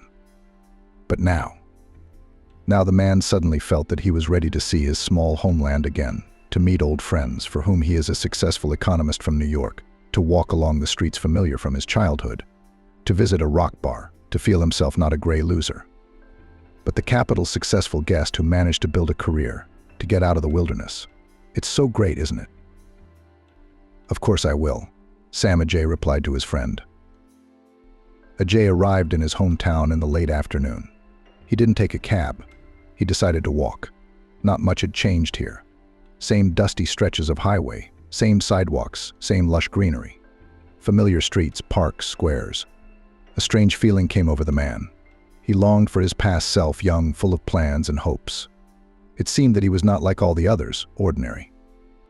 They would stay in this city, and he would be something like Andrew Sokolovsky for the people of the city, acquaintance with whom the locals would be proud. It didn't work out. Of course, EJ lives and works in New York, but it's not what he once dreamed of. True, the locals don't realize it. At least for 1 week, Ajay would feel like the man he wanted to be when he was younger. That was good. The family greeted his son and grandson with joy and warmth. They hadn't seen each other much lately. Grandmother and grandfather. The older relatives had become quite old, and once they had both seemed energetic, strong-willed, all-powerful. Time spares no one. And Mom is no longer the beautiful young woman she used to be. Yeah, they're the only people on the whole planet who care about AJ. When they were gone, the man didn't even want to think about the days when he would be all alone. The next day, Ajay met Sam and his fiancée at a coffee shop. At first, AJ was confused by so many strangers. Then his friends responded to him. All of them came to the party with their other halves family, serious people.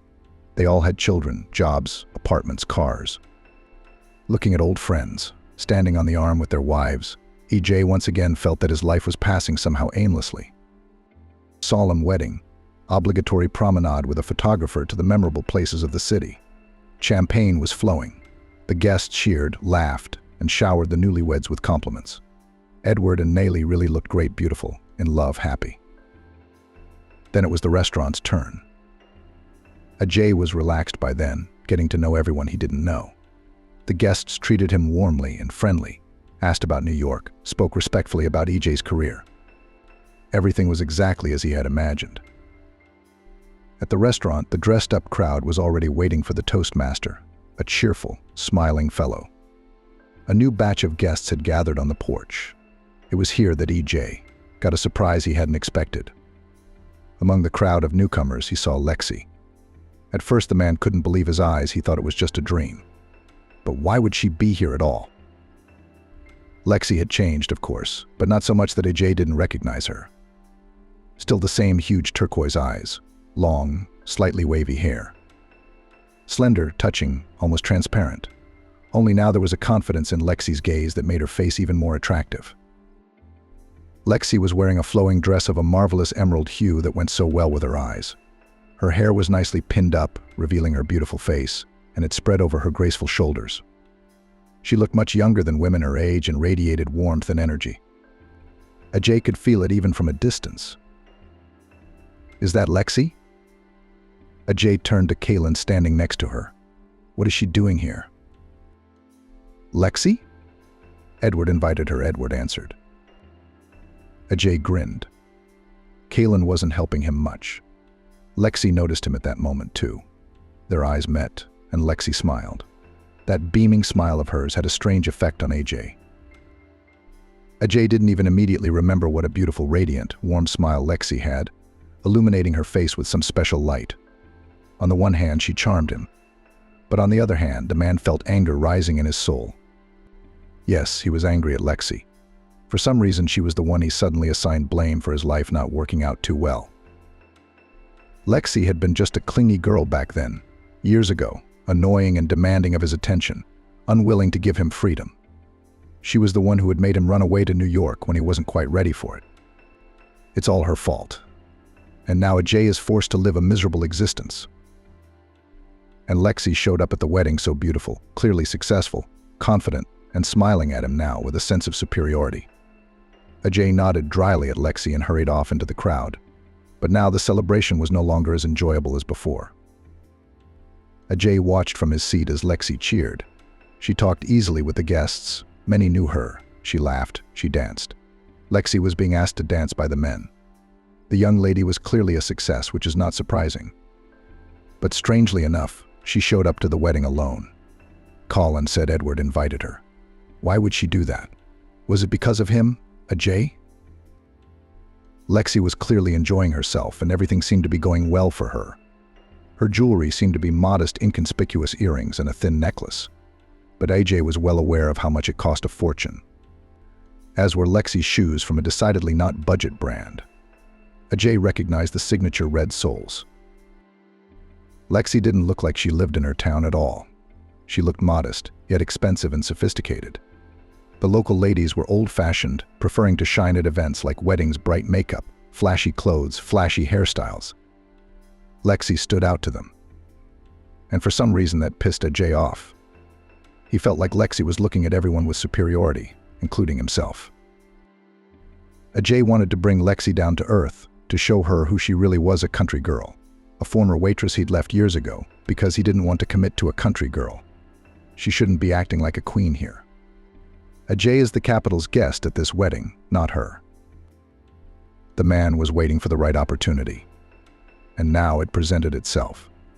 Lexi, picking up the tray, hurried over to an elderly woman, seemingly the bride's grandmother. She was feeling ill from the heat. Lexi noticed this and rushed into the kitchen. She came back with a tray with a carafe of cold water and a couple of glasses. Ajay hurried toward his ex-fiancée. He wanted to humiliate her. A suitable phrase was already ripe in his head. Hey, the past just won't let go. Waitress reflexes in action. Those words were meant to remind Lexi of her past, of who she really was. Lexi looked up at Ajay with surprised eyes and seemed a little confused. Just like that, all of her outer gloss had come off. Lexi hadn't changed a bit, and it seemed that Ajay was still a huge influence on her, just like before. Hello to you too, Lexi said quietly. She placed the tray in front of the old lady and stepped back. Ajay, pleased with himself, went to his seat. He felt almost happy. Yes, he had succeeded in hurting Lexi. Now she didn't look so arrogant and radiant anymore. That's great. Ajay asked a young girl, who seemed to be Nayli's niece, to dance. The young lady had been casting amorous glances at the lonely guest from the capital all evening, having fallen under the spell of a supposedly successful man from New York. Young people fall for them nowadays. EJ decided to take advantage of the impression he made on the girl and asked her to dance. She gladly agreed. The man did it for Lexi's sake, let her see how much fun he was having here and how popular he was. It seemed that AJ had succeeded in achieving the desired effect. Lexi looked up at him, hugging her young cousin, the bride, in a dance, and there was sadness in her eyes. Perhaps she was jealous. Perhaps she still had feelings for him. It was nice to think so. But it wasn't enough for the man. He wanted others to make fun of Lexi. Why, he didn't understand. Perhaps by humiliating her, he felt more successful and important. Silly, of course, but that's the way it was. Ajay watched Lexi discreetly, waiting for the right opportunity. And lo and behold, it happened. The girl didn't notice the champagne spilled on the floor and slipped, awkwardly swinging her arms. This moment was seen by many people. Lexi almost fell. At the last moment, she managed to hold on to the column. Someone hid, someone smiled, and Ajay uttered at the top of his voice. There you go, just like you were an elephant in a china shop. You're still an elephant in a china shop. Are you talking about the elephant in the china shop again? Came a suddenly familiar voice. Ajay shifted his gaze from Lexi to the man at her back and couldn't believe his eyes. It was Kalen. He had recently arrived at the restaurant, otherwise Ajay would have noticed his idol. Kalen, keeping his eyes on Ajay, offered his hand to Lexi, helped her up and gave her a familiar hug around the waist. Ajay couldn't believe his eyes. Lexi looked sad at that. The elephant in the china shop. Is that what you called her at the bar back then, remember? Ajay nodded, though that moment had been erased from his memory.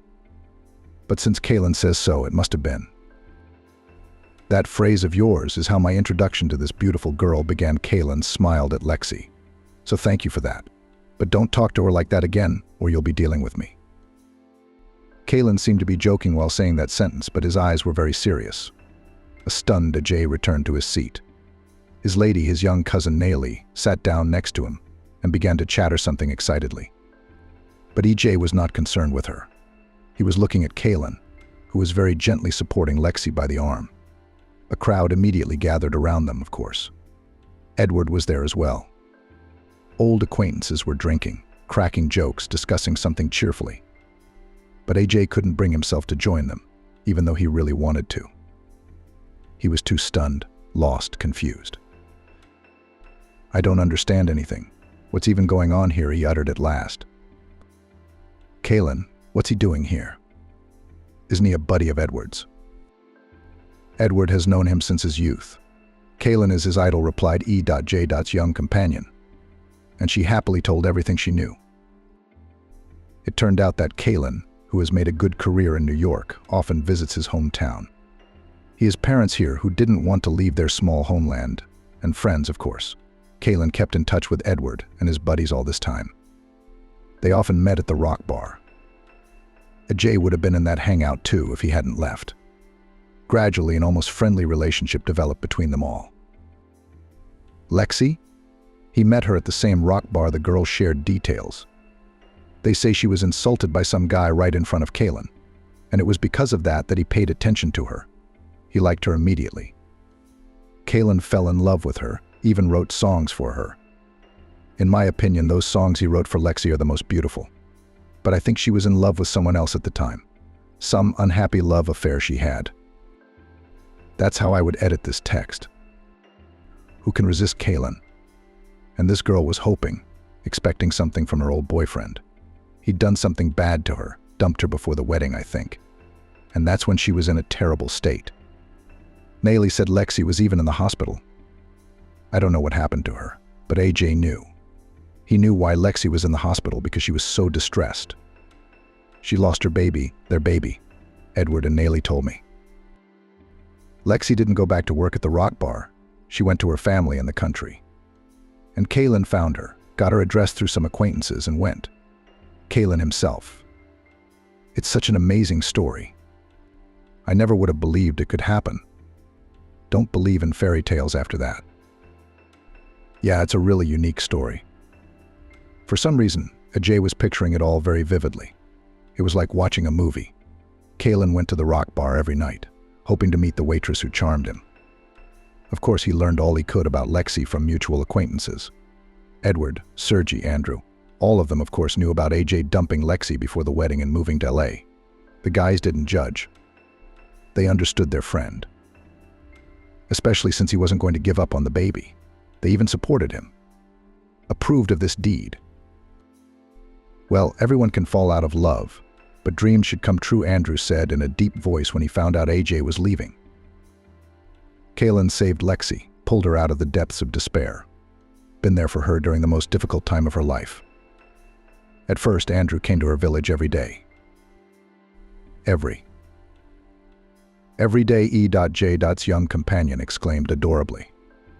But she, it's strange, didn't want to be with him. Is that how it's possible?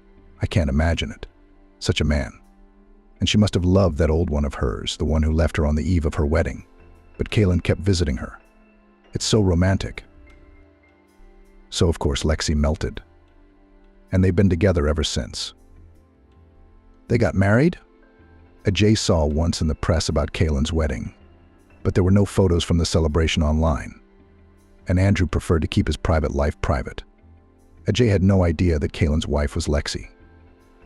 Lexi, whom he had run away from years ago, and for whom, apparently, he still had some feelings. Why else would he suddenly have this strange desire to humiliate her in front of everyone? Yes, they got married, said AJ's companion. The wedding was here, by the way. Both of them didn't want to make a fuss about the event. Everything went quietly, modestly. Then they flew to New York and now live there. They flew here for a couple of days to visit Andrew's parents. Edward found out about it and invited them to the wedding.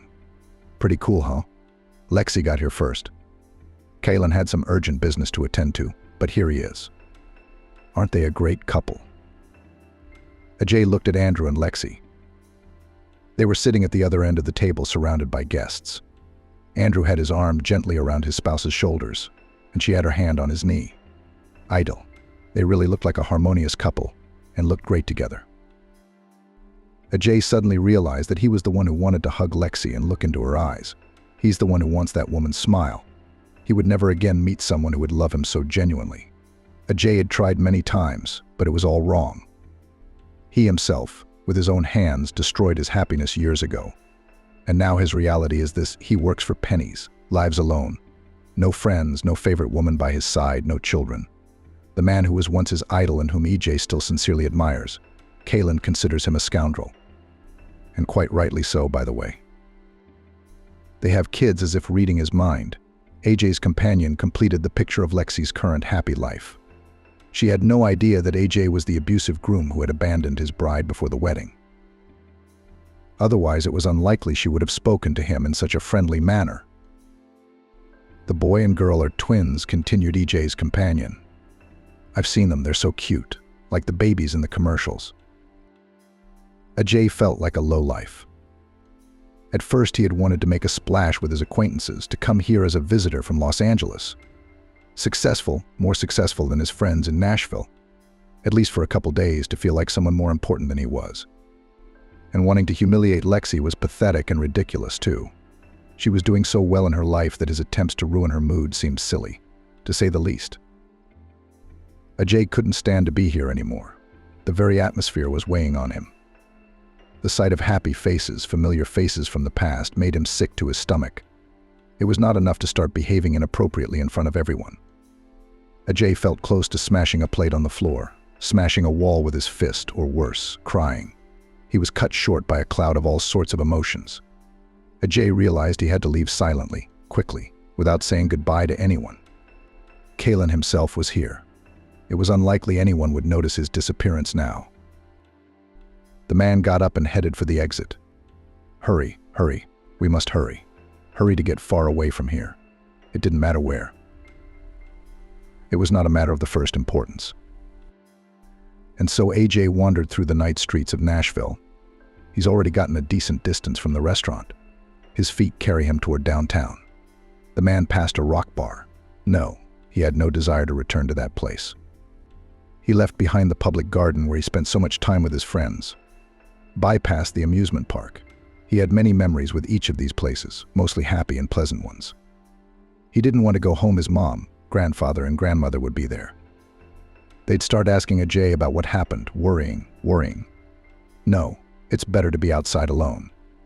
Ajay would come back later, when the family was tired. The man walked through Nashville wherever he was going. Crushed, confused, he felt like a complete non-entity and regretted coming to his friend's wedding. Wait, there's no way I can catch up with you, came a voice from behind him. The man turned around. The same young girl, the bride's cousin, was rushing towards him. What are you doing here? You left so suddenly. I followed you. Your face was strange and very sad. I think she blurted out. Why did you follow me? The man wondered. Well, because I didn't feel like breaking up with you. The man looked into her pure, sincere eyes and wondered, could he, so lowly and mean, really like this young creature? To all appearances, the girl was really enchanted by him. Strangely, but it made his soul warm. He realized that all was not yet lost. He's only 35. A whole life was ahead of him, and what kind of life it would be depended only on him. Obviously, he's made a lot of mistakes. But he's only human. The main thing is to make the right conclusions and live on, live happily. Something needs to change in yourself and your worldview. If the previous actions led to such a deplorable result, it means only one thing now: it is necessary to act differently. That's all. The girl looked at him with hope.